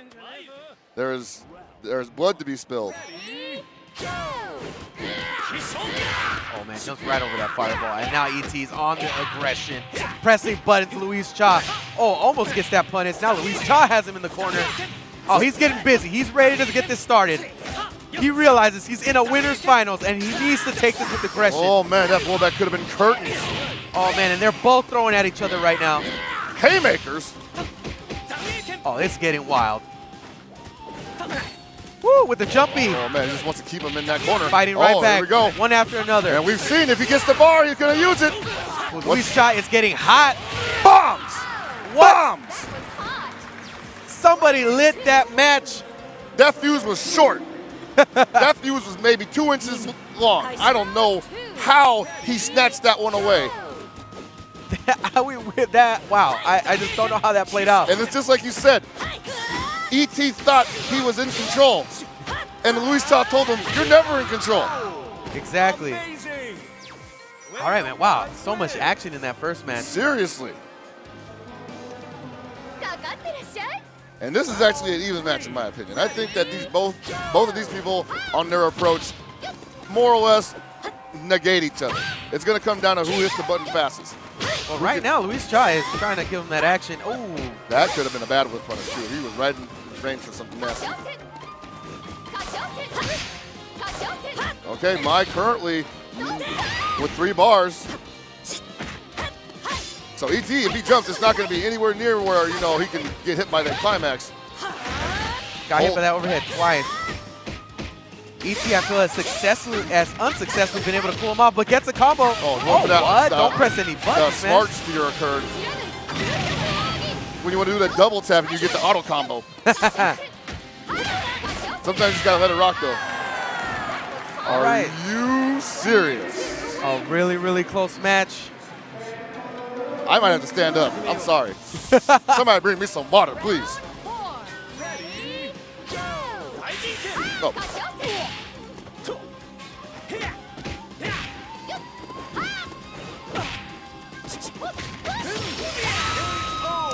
Oh, no. We're coming down to it. It's almost time.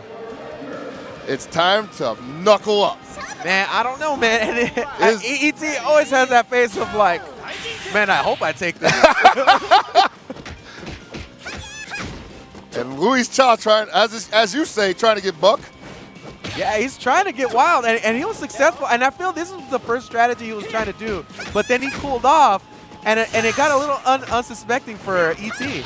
Oh, what a deep jump. Even he didn't expect that to happen. Oh, man, he wants to explode that right now. Nice challenge there. Able to consistently stay in his face. Luis Cha got really good meter here. All he needs is one touch. He's trying to break that guard, so he's working on one touch. his purple guard meter right now. Made him roll back in the corner. Oh, big He's punish. going to explode. He's dead. He is going to explode. He's dead. Fancy. Enter the dragon, baby. Yo, eat this lizard. What a sick finish on that. Luis Cha showing him, I may look calm on the outside, but inside rages a crazy fire that is willing to explode at any moment. What they don't know about Luis Cha is that he is bat doo-doo insane. Dude. Inside of that calmness. Like, you ever heard this dude talk? It make no sense. Sound like Xanadu. That's how you don't get a read on him. Nope. It's hard to get a read on this guy. Dude talk just like Xanadu.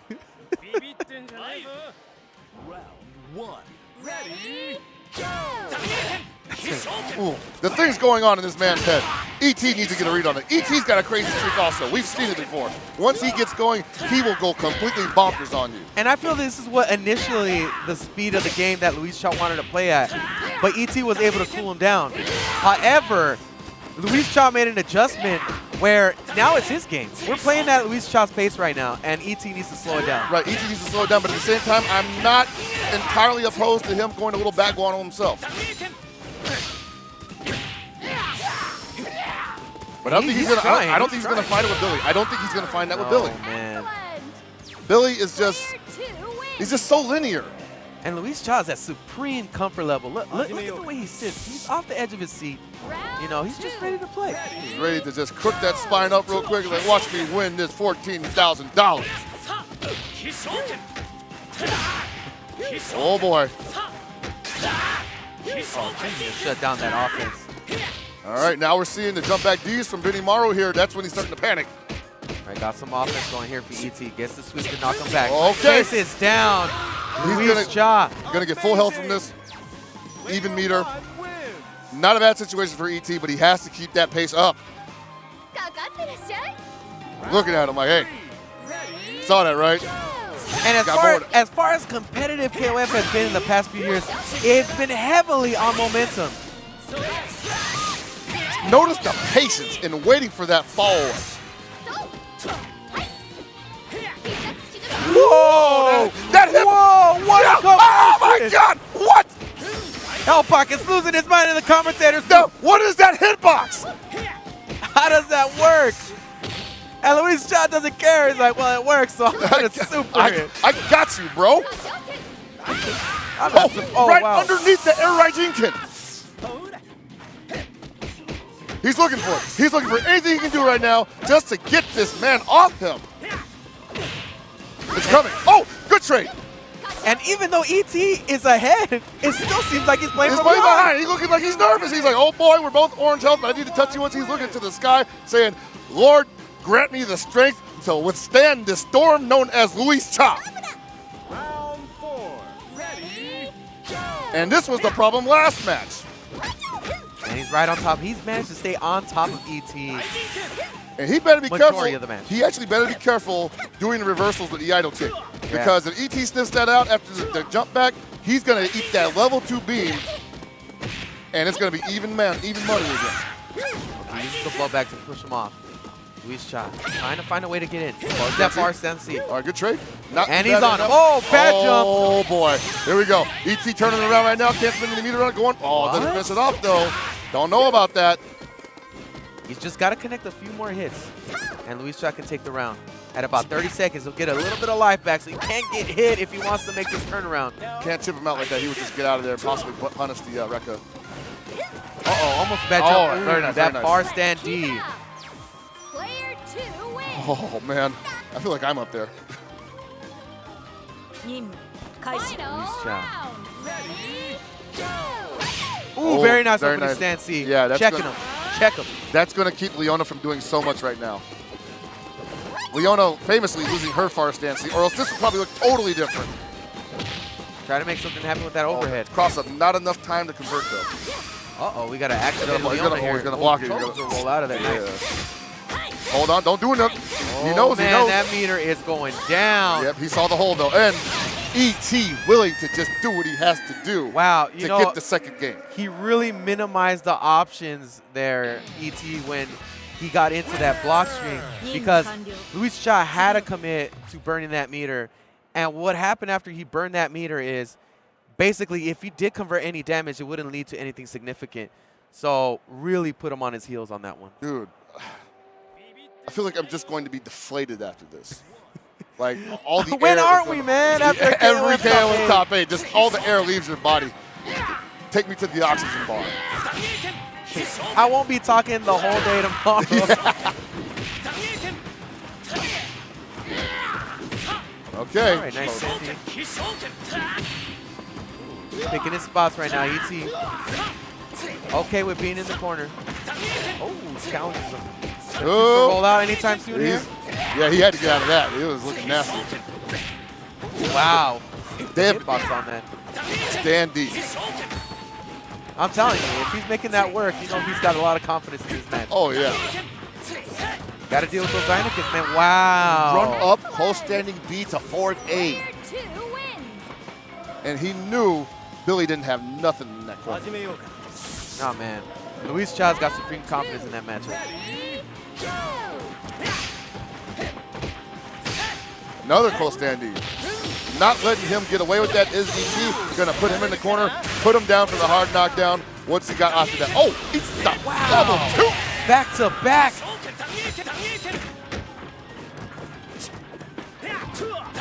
ET, totally confident, totally composed. This is the first time I've seen confidence in his play.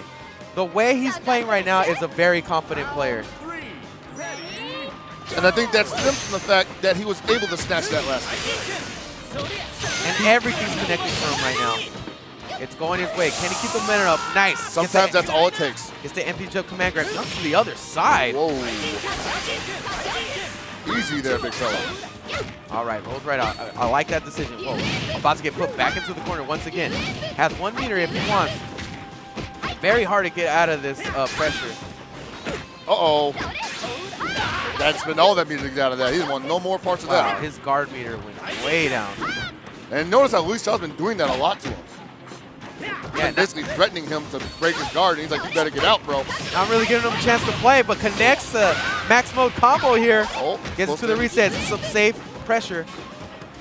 Oh, Ace Safar B drops him on his knees. This could end up going 2-2. Mai with a fair amount of health, and Luis Chaw proving that it is not easy to catch his mind. You got to work for it. He is not going to put himself in a Oh man, just at the last second. solid punish. All right. Oh man. I would have liked to see Luis Chaw maybe build some more meter in that matchup. Maybe take a few nicks down from ET's life. But he is coming into this next match with, was it 2 to 3 meters? 2 or 3 bars, full health, obviously. 2 but meters. it's more or less a even match at this point. But again, opens up the round with far stance C. And that sets the tone. Is he going to let it rip with this combo? I think he's going to keep it basic. I don't think he's going to use it. Okay. Oh, blows up the moon. Oh, man. Big damage. Is it? Yep. You got to, man. And you still got 1 meter to work with. Big mix-up coming up. Incoming. Whoa, what? Backdashes on his wake-up. I think he thought maybe he was running forward or something. Especially since he backdashed into the corner. Got to be very careful here because Luis Chaw can't punish into a stance activation. Oh, is that it? Can he kill with this? Oh, no. And he's in maximum, so he can't do the Farsi activation yet. Oh, wow. No meter, muy. I don't know about this. Oh, my Lord. Just with Yeah. a vanilla jump D. Yeah, I think that ended with a few bad decisions, and ET was able to capitalize off of that. Possibly. Jump D, one of her best buttons, had to be on the lookout for that. But if he wasn't, then that's on him. Yeah, that's true, man. All right, Luis Chaw, man. He's still going to have a run in loser's bracket. Loser's bracket. He's got to fight Xiao Hai, though. Again. Talk about earning it. Talking about having to earn it. I know we say trial by fire, but, like, when does it end? When does it end? We have, like, possibly a completely different outcome. Or we possibly have top 8 double jeopardy. Yeah, and I'll tell you what, we have some pretty... Oh, wait, actually, no, ZJG's have to play Xiao Hai first, and then we see who's plays in the loser's bracket. My bad. Yeah, we have some really solid players. The consistency has stayed in this tournament. It certainly has. And the explosiveness is kind of fizzled out so far. Well, you know, people are tired. Yeah. Like the consistency Yes. takes a massive hit when Yeah. physical exhaustion takes over. Yeah, that's true, man. I mean, being explosive takes a real toll in your game. Yes. A lot of people wonder, like, what part of physicality comes from playing fighting games in a competitive atmosphere? And I'm like, well, when you've been playing since 10 a.m. in the morning and it is now 10 p.m., Yeah. there's some drop off. I mean, it's mental fatigue. Mental fatigue. Like mental fatigue is real, man. And it's also physical. Yeah. Mental fatigue will lead to physical fatigue. Your reactions get dull. You even get kind of numb sometimes, you know? Who can expand the least amount of energy and still manage to take these wins? That would be, the answer to that question will be who wins this tournament. Yeah. But at this point, we were going dangerously close to like 2 guys slugging it out with barely any energy left, and they're like throwing like, you know, these flower punches like pat. How many times have you seen this happen in KOF, though? This is the story of KOF. It's always been this way, where it's more of an endurance game. For sure. Right? And that's when you see the tides turn so heavily because some people just cannot hang. You got to play 3 characters at the same caliber consistently. And when you're playing these matches that you've seen that the time gets wound down almost completely, Yeah. you know, you're playing some really long matches. It's almost like boxing, you know, like when a boxer gets tired, he starts hugging and going against the ropes. Yeah. That's when you're seeing the timer run down because Yeah. they're literally just like, I can't think right now. Yeah, I need some room to breathe here. And the opponent is in the same position and totally willing to say, yeah, let's take a breather and let this clock run up a little bit. And that's why you see people, to be honest with you, pick top tier because it allows them some breathing room to not have to think too much, you know? Yeah. Whereas if you're playing low tier, often you have to think a lot. You have to outthink your opponent constantly. And in a tournament that can go this long, in a game that lasts this long, it is very difficult to come out on top. Very much so. I think that what we're seeing right now is well, there's such a thing as a second win. I think we could possibly be seeing that here, you know? A second wind only gets more beneficial if you're using the top tier. You're not being forced to think so much about it. You're allowed to catch your breath. And then if your opponent ain't in step, you tear them apart. Yeah, and we've often talked about how, as far as endurance, Xiaohai usually is the one to endure everybody. Yeah. And he's taken wins and championships simply just because of that skill set. Not so much his reactions and his play got him to the grand stage, but his endurance is what allowed him to come out the victor of the whole tournament. And we got to see if this is going to play out that way, because Bridget seems like a dude that is very much in control. Oh, this dude don't even look like he sleep, dude. Exactly. Like, I don't think this guy sleeps. Like, it's the sleeping face. He's just sleeping with his eyes open. Complete control of his emotions. This is a 2 out of 3 set. It's still loser's semifinal.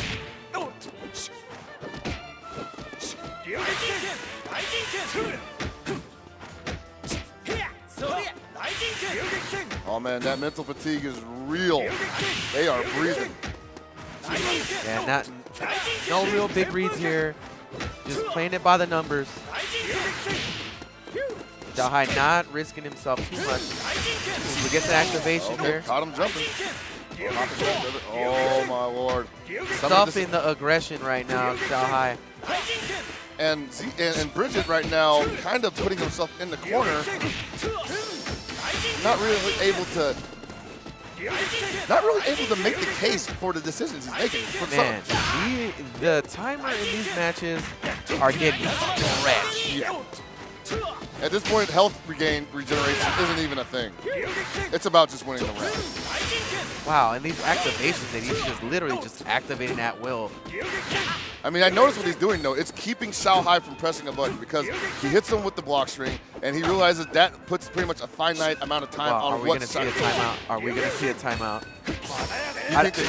I don't believe it. It depends on who cares the most right now. No that's way. a timeout. It's a timeout. This is... wow, 2 seconds. This is the story of this tournament. Jesus, way to put these guys through so much stress to constantly work down that clock. My throat is killing me right now, but wow, that is another example of Xiaohai just unwilling to do what he has to do to win. Like you said earlier, man, this is going to be a war of attrition.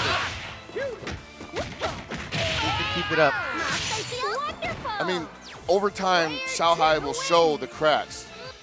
And I think Bridget will... It's up to Bridget to just hang. Just to hang, yeah. You know, really, at this point in the game. Because he's got everything that he needs to win. But mentally, can he stay in the game? And I think the way he plays, it's actually easier for him to do that. Because he's not thinking on a manner of like, how am I going to blow this guy up? How am I going to open him up? He's more thinking like, how am I going to make this guy think he has to open me up? And what's so crazy is KOF is a pretty fast game, but they've slowed it down. Nice call out finally. Getting a little happy. Good reads. And that was rare. Just didn't block anything there. Oh, whoa. That was a little high, too. Might have gotten the punish on the way down, but didn't bother going for it. All right, now they're starting to see.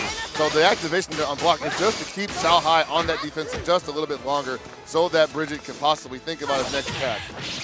Oh, that was you, baby. Could have possibly been going for that throw because that jump in was pretty high. Yeah, that happens sometimes. You think you had to grab, you get the close C, and it hits, and you're just like, well, I wasn't ready for that. Round 4. Ready, go! Okay, again, just keeping Xiaohai from hitting buttons. Wow. Wow. Bridget just went into that sequence, and Xiaohai didn't get to play. Just threw out all the dirty dishes. He's like, we don't wash dishes no more. We're gonna buy some new ones. Oh, a little bit on the edge of his seat there. Okay. Yeah, Xiaohai's a little. Both have 3 meters. This game's a Full roller life. coaster, man. Oh, It's this activation. Athena. Pretty good damage. He's gonna go for it. Yes. Oh boy. Don't let Wow. the sweet face fool you. She is actually an evil woman. Ooh, burns the meter to do a QC rollback. Uh-oh, don't count. Don't. Oh, he knew better. He knew better. Called that out. That was a little too obvious. The cute stuff only works once or twice. Now very close to the same amount of life here. All right, he's got the left. Oh, the but overhead. did not see the overhead coming. I Too definitely many said things on his brain. I definitely said earlier that overhead would not hit at this level of action, but we are talking about this level of action plus the exhaustion level. Yeah, we're late in the game, and overheads are going to start being a factor. Dude, slobber knocker incoming. Hold on to your butts, ladies and gentlemen. You know, because earlier in the matches, you will have that capability of considering many options at once, right? But once you get later, it's like, now I have to make the option of, do I spend that much mental strength to think of all these things, or do I commit to one side of things and allow the gameplay to open up for myself? And that's where we're at now. And now you're going to start seeing some of these things that wouldn't really hit start landing. That's cool too, though. It is cool, man. I mean, tournament play can be very deep. I mean, exhaustion, frustration, frustration, execution, Yes. all these things will play a factor in these types of tournaments. And I think in KOF, very to extremes. Yeah. You get tested every time. There's so many like interactions that occur in under like 2 seconds. Oh, and right now Xiaohai turning it up a little bit. Got a little bit of that wind back. Oh What a no, big bait. a little too turned. Gets another combo. 2 combos back to back. Decides the guard cancel roll out. DPs, we got those. Slow down the gameplay a little bit. Put Joel back in the corner. What's he looking for? He's looking for a spot. Wow! And the whole time he's looking for something, Bridget just runs in and gets a combo. I actually reeled back in my seat because whenever you get hit by that kind of thing, you're just like, what? Definitely were not expecting that. And Xiaohai thought he had control, thought he slowed down the gameplay, and right at that second when you thought you had control, Bridget just runs in and connects for a combo. Stubbed all his toes. Oh, runs into the right Jinkin, though. Can't do that too many times. DJZ doing very, very well so far. Oh! Ooh, very nice finish. Xiaohai wants something solid right now. He is not happy with this turn of this. Has not really been able to get his footing so far, right? Yeah, ZJZ is pretty much leaving no openings. Wow, and however, then after we just say that, he literally lands every single thing. But look how he did it. He had to do some deceptive work. It wasn't just bang, bang, bang, bang on the door. It was, all right, I don't want to open the door anymore. And then, okay, well, don't leave. And then he blew him up. Yeah.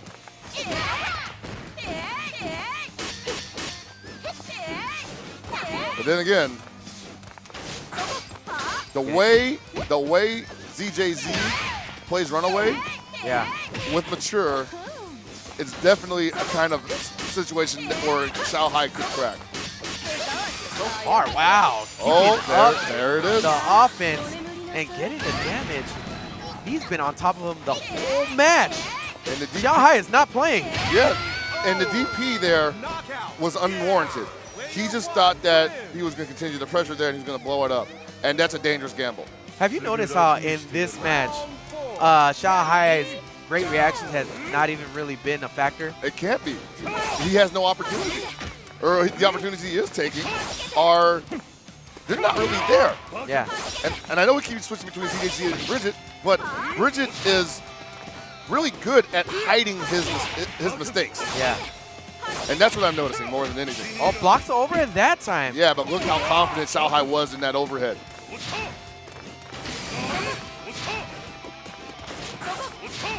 Yeah, he's going to try. Wow.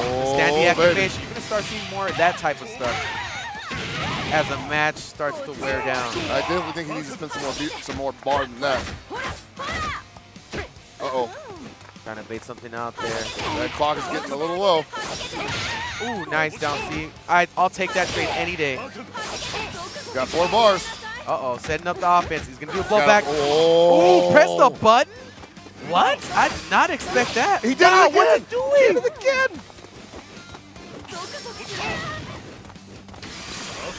Calls him out. Calls him out. But What? there is no infall at that point of the super. Wow. He was nowhere near in range for that to work. He did that super at the worst range ever. Yeah. He thought maybe he would catch it before it comes out, but the thing was, like, that fireball was already out. He just couldn't help himself. And it's not like, because of the distance that he's at and the speed that that fireball comes out, is eventually when that fireball comes out, it's at full mass. Yeah. Like, there is no startup on that, yeah. You won't be negating that fireball by a hit. It's there, Yeah. and you can't get around it. Ooh, man, and this is the first time we've actually seen Xiaohai in deep thought. He's played so confident through every tournament I've seen him in, and this time it's like, Different ball game, man. yeah, and it's crazy because we keep saying this in these matches, right, where somebody is ahead, but it just doesn't seem that way, even though they are. You know, the way that the matches are playing out. The momentum is deceptive. Yeah. Like, I feel like we can see somebody pull off an insane combo, and we're not even looking away for the screen, but the next thing you know, KO. Yep. Round 1. And like we said before, man, thank you guys for watching KOF at EVO 2017. We're having a great time here. We're not even close to being done yet. No, man, tons of action still left. Ooh. Nice roll back there. People have been talking about how that slash from Benimaru should be just stuffed from now on. It's got enough startup on it, so people just got to be ready for it with the reactions. Right. Oh, man. Bridget just giving them all he can handle right now. Bridget is working. Xiaohai might be gassed. Both burning so much meter throughout the course of this match. Xiaohai is not really being that effective here. He's got the life is tied, but I just don't have that feeling that Xiaohai's like, I'm ready to take control. I feel like right now Xiaohai's in the twilight zone and can't really find his way out of it. Like, what am I going to do to get out? Stuck in the maze. Huh? I'm trying to find a door to get out of this place, and I keep pulling the wrong one. They played a game of Last Guardian, you know, like the puzzle is just too deep. Man, wearing down that time again. Uh-oh, actually, this war of attrition might work out in Xiaohai's favor. He's got 1 bar. And just made, oh! I'm a betting man. I think we're gonna see a 0 time. He should super catch it. Timeout. Are we gonna do it? Do it. Oh no! Wow. Player 1 wins. Oh my God. Lord, have mercy. Almost choked on my sweat. Wow. It's that kind of evening, folks. 0 doesn't mean 0 in this game. No, it does not. All right, our first timeout in this top 8. I haven't seen a timeout ever at this level, especially. I don't think I've even seen it in KOF 14 ever, in my experience.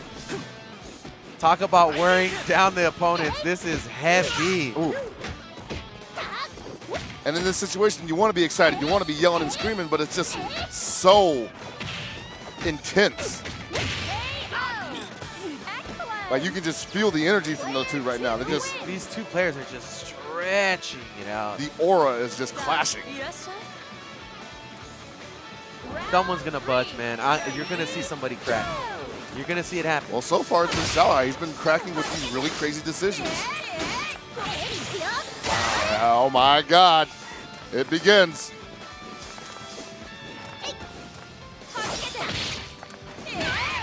Is Xiaohai getting his footing here?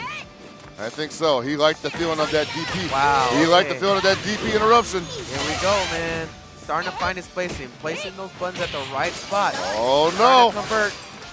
All right, he learned his lesson the first time, I guess. You know, I just realized something. Maybe he was trying to throw him after those setups. And when he went for the EX. Oh, you're right, yeah. Because that time he did throw him. Okay. And that's why those close normals were coming out. The distance was different. Yeah. So, mistake by Xiaohai before. Most likely. Okay. Don't press any button. Yep, catches him on the back dash. There's not much you can do. It's very hard. You just got to eat that mix-up and block correctly. Yeah. Oh, nice trade. Once again, Xiaohai slowing down this game. Wow, activates off a far down B. Oh, no. And it's looking like Bridget is the one that started cracking. A little bit. He's just being a little too linear, a little too methodic. Can he get out of this funk, man? I feel like he's stuck in a rhythm right now that Xiaohai's calling out, but he gets a combo. Ooh, does not have to burn the meter to kill. Ow.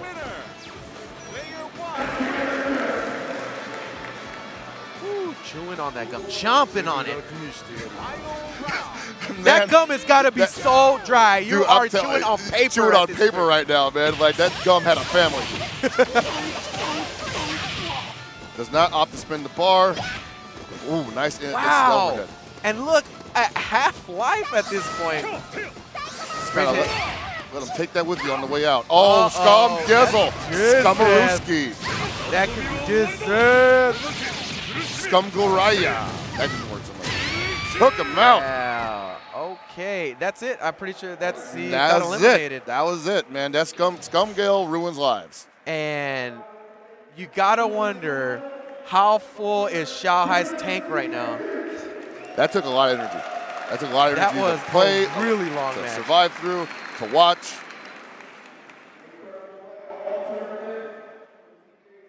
Yeah, ZJZ, man.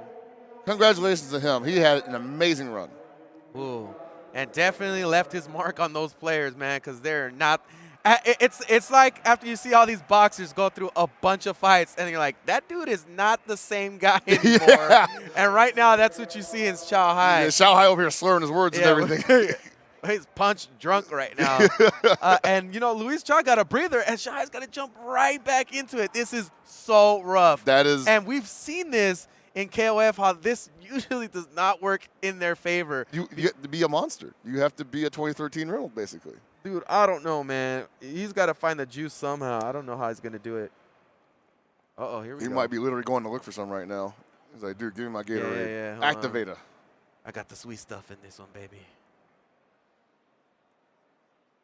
And these two for sure wanted, well, I'm sure Xiaohai wanted this run back. I'm sure Luis Cha would have liked to have been in grand finals in the winner's side. Yeah. But do you think he wants to think on that level again? Because, like you said, he has that breather. But does he recognize that Xiaohai is exhausted? Will he overextend himself? I mean, you have to think so, right? You have to think that after that whole run that he just had, that this is my chance. I need to strike hard, strike fast, strike first, you know? If he can recognize it early enough, I think he can steamroll him. I think so too, and it's to the advantage of Luis Cha because he's always playing comfortable. If Luis Cha gets to play comfortable in this match, less energy he's going to use. Easier for him to convert. He's going to see the gameplay mentally a lot easier. And Xiaohai, I really think in this match, Xiaohai's going to have to put the work in. To make this work. Xiao has the burden of proof, as it were. Yeah, he's going to have to get put on the grind. Ooh. Stage select. Stretching this tournament out, man. Dude, let's do it. All right, guys, we're in grand finals. We got Luis Cha versus Xiaohai. This is it, fellas. Oh, man, that immediate jump deep. Maybe Xiaohai has a little bit left. Oh, this is man. Losers. Oh, yeah. Hey, the fatigue is real for the commentators, too. Yeah, exactly. It's real, man. Okay, that far stand B. Keeping him a little bit honest.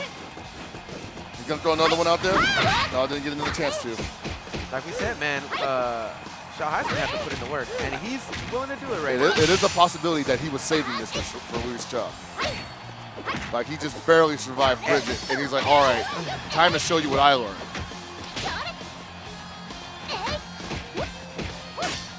Yeah, I don't know, man. Luis Cha's making the mistake of letting Xiaohai get comfortable. Almost at a hard break. Wonderful. Uh-oh. Player 2 wins. When the momentum is that early on in Xiaohai's favor, it's very hard to wrest it from his hands. You know what's crazy too is we're going from a 2 out of 3 set into a 3 out of 5. Whoa. Yeah, that's gonna be real different for both of these guys. That's heavy, man. More chances to play don't always mean more chances to win. That low D, once again, being the bane of every jumper's existence. But Xiao does not let it bother him one bit. Game plan still the same. Is Xiao on his second win? Or is Luis Cha just not enough gas, but he connects for a combo? Perfect opportunity to just take out this cool. Gonna get a decent amount of life back from it. No meter. Xiao has 3 bars. But I gotta think that Luis Cha at least feels a little bit more comfortable fighting a Robert in this current situation. And I definitely don't believe that this is going to be a match where you're going to see a timeout. No. I mean, you don't know. Xiao could just go crazy Reynolds style all of a sudden and start doing Shippuden back to back. Oh, nice. That long low B from Andy. Really deceptively, it's got really good range. Oh, remember that he's representing that down D in the air, which cuts his jump arc. Think he's trying to bail that DP? It worked for him before. I don't see why he wouldn't do it again. Yeah, seriously. Oh, man, it got hit by the overhead, though. Nothing behind it.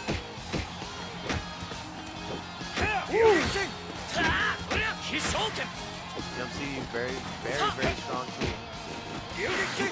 Picks up a good amount of range. That Zyna can connect. I'll take that trade any day. Seriously, Luis Cha right now playing this great, not overextending himself too much, and just letting Xiao show him his hand a little bit. He's sitting in the pocket too. Look at him. He's right in his face.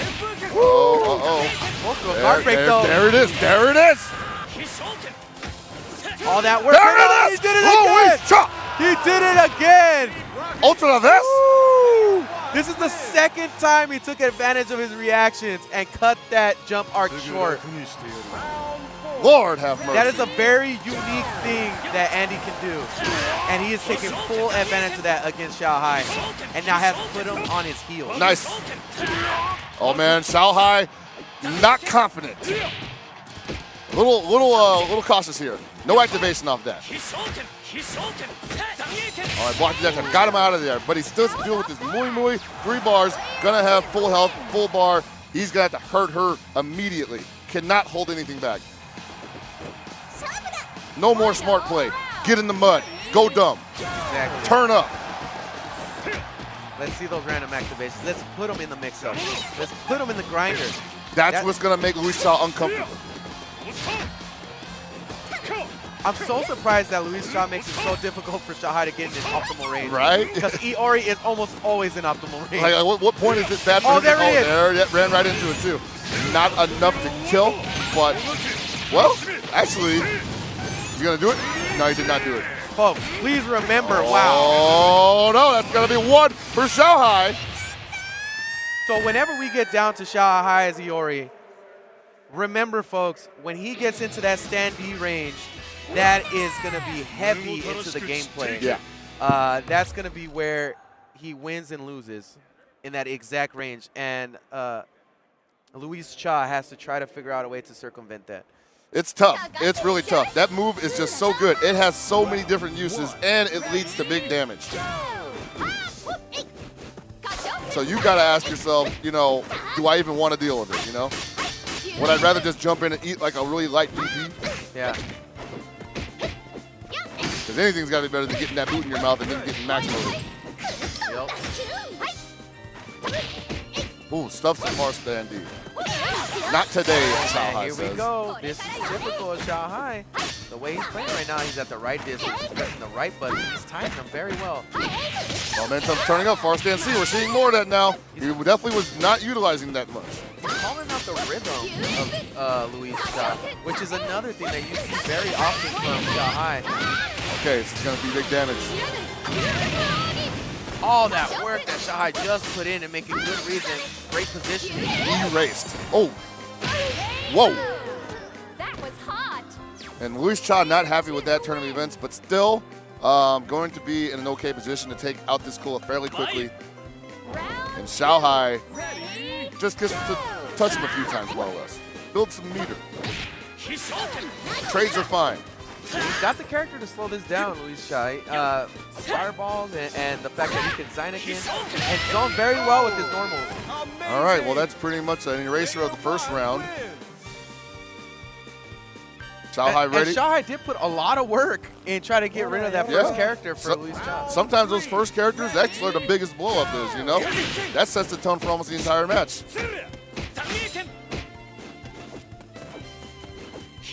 And as fans of this game, as competitive players of this game, you look at this and you're just like, I'm not seeing the threads that these guys are seeing right now. Right.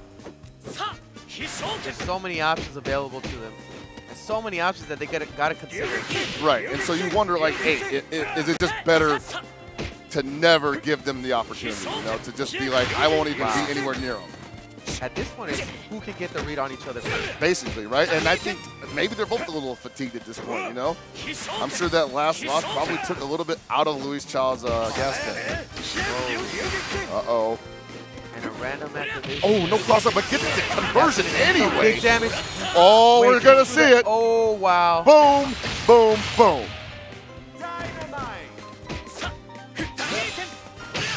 Oh, stuffs the overhead.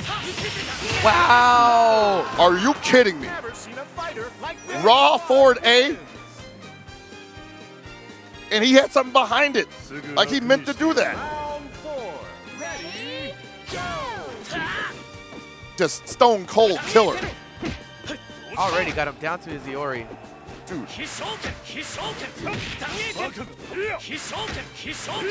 Like I said, man, it's all about that stand D range like he just activated right now. That's what Varyavi's going to get this Andy out of here because he realizes Andy has been a problem in his side for almost the entirety of the match so far. Now that we're back down to Iori versus Mui Mui, once again, this is going to be stand D the game for Xiaohai. How he works around that and how Luis Chai works around that is going to be very, very big. I think he might want to look into the low B. The low B might go underneath it. The low B definitely drops Mui Mui's hurt box quite a bit. Either that or overcommit to something. There it is. He gets a jump in because Xiaohai's looking for that standing connection and gets it again. There it is. He put the distance between them that would make that optimal, and he went for it again. Got it. Oh, drops the final hit of that. Oh, the cross up too high though. Not deep enough.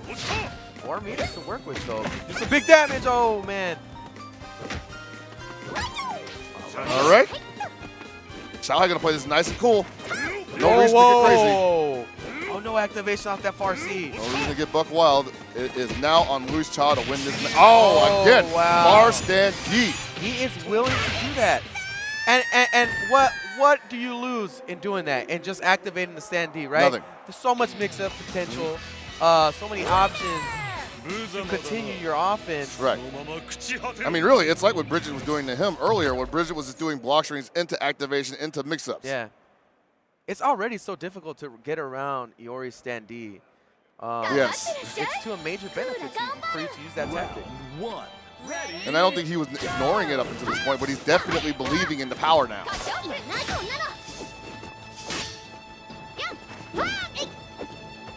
All right, both of these guys not looking to be anywhere near each other. They just want somebody to run into their foot. All right.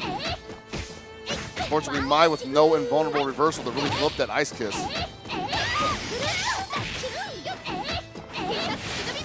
Whoa. That didn't touch her at all. Wow. Got high stuff. Oh, right. Oh, man. This is a strong lead he's got. There you go. And it's the consistency once again coming through. Player 2 wins. He found his footing. Now, Luis Chai is not a man I believe ever gives up. But at the same time, I feel like he is very realistic in his odds. And so he's going to back up here and wait for Xiaohai to possibly get frustrated with his defensive play. Has he run out of gas? It's possible also.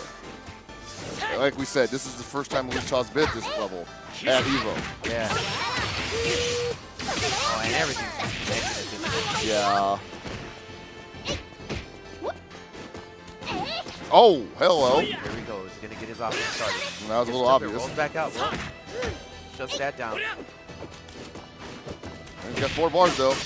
Might as well make use of that. If he doesn't get hit anymore and he's able to convert big damage, this All right. is going to be a really big deal. Right now, it's just a bunch of single hits, though. I don't think Xiao Hai is going to do anything where he's going to get hit out of the, maybe he's just out of the air. But yeah, I just don't see it happening right now. Luis Cha is having the toughest time nailing down this cooler to the ground. He's backpedaling at this point. Yeah. And Xiao Hai just totally comfortable, sitting pretty. He's In on the his sky. second win. He's in the skybox, man. He's definitely got his second win right now. He's chilling in the sky lounge. Everything's connecting. Strategy is simplified. Not too much work needs to get put in. Cooler than mint ice cream. Luis Cha's gotta make something happen, and this is so difficult at this point. Got a ton of meter though. All right, the wake up grab. Something can happen here. I'm not confident that it's going to happen off of a straight conversion. It's going to have to be, well, that's not going to be enough, but Luis Cha in trouble. That could be it, ladies and gentlemen. Whoa, Oh, gambles on it, yeah. gets it, but Okay. is that not enough to kill? And He's gonna need more than 2 hits to get dude, that. Yeah. the raw DP after the empty jump. Xiao Hai advances into grand finals. And that is exactly what we were talking about, where a dude is an experienced marathon runner. Yes, He's in it for the marathon.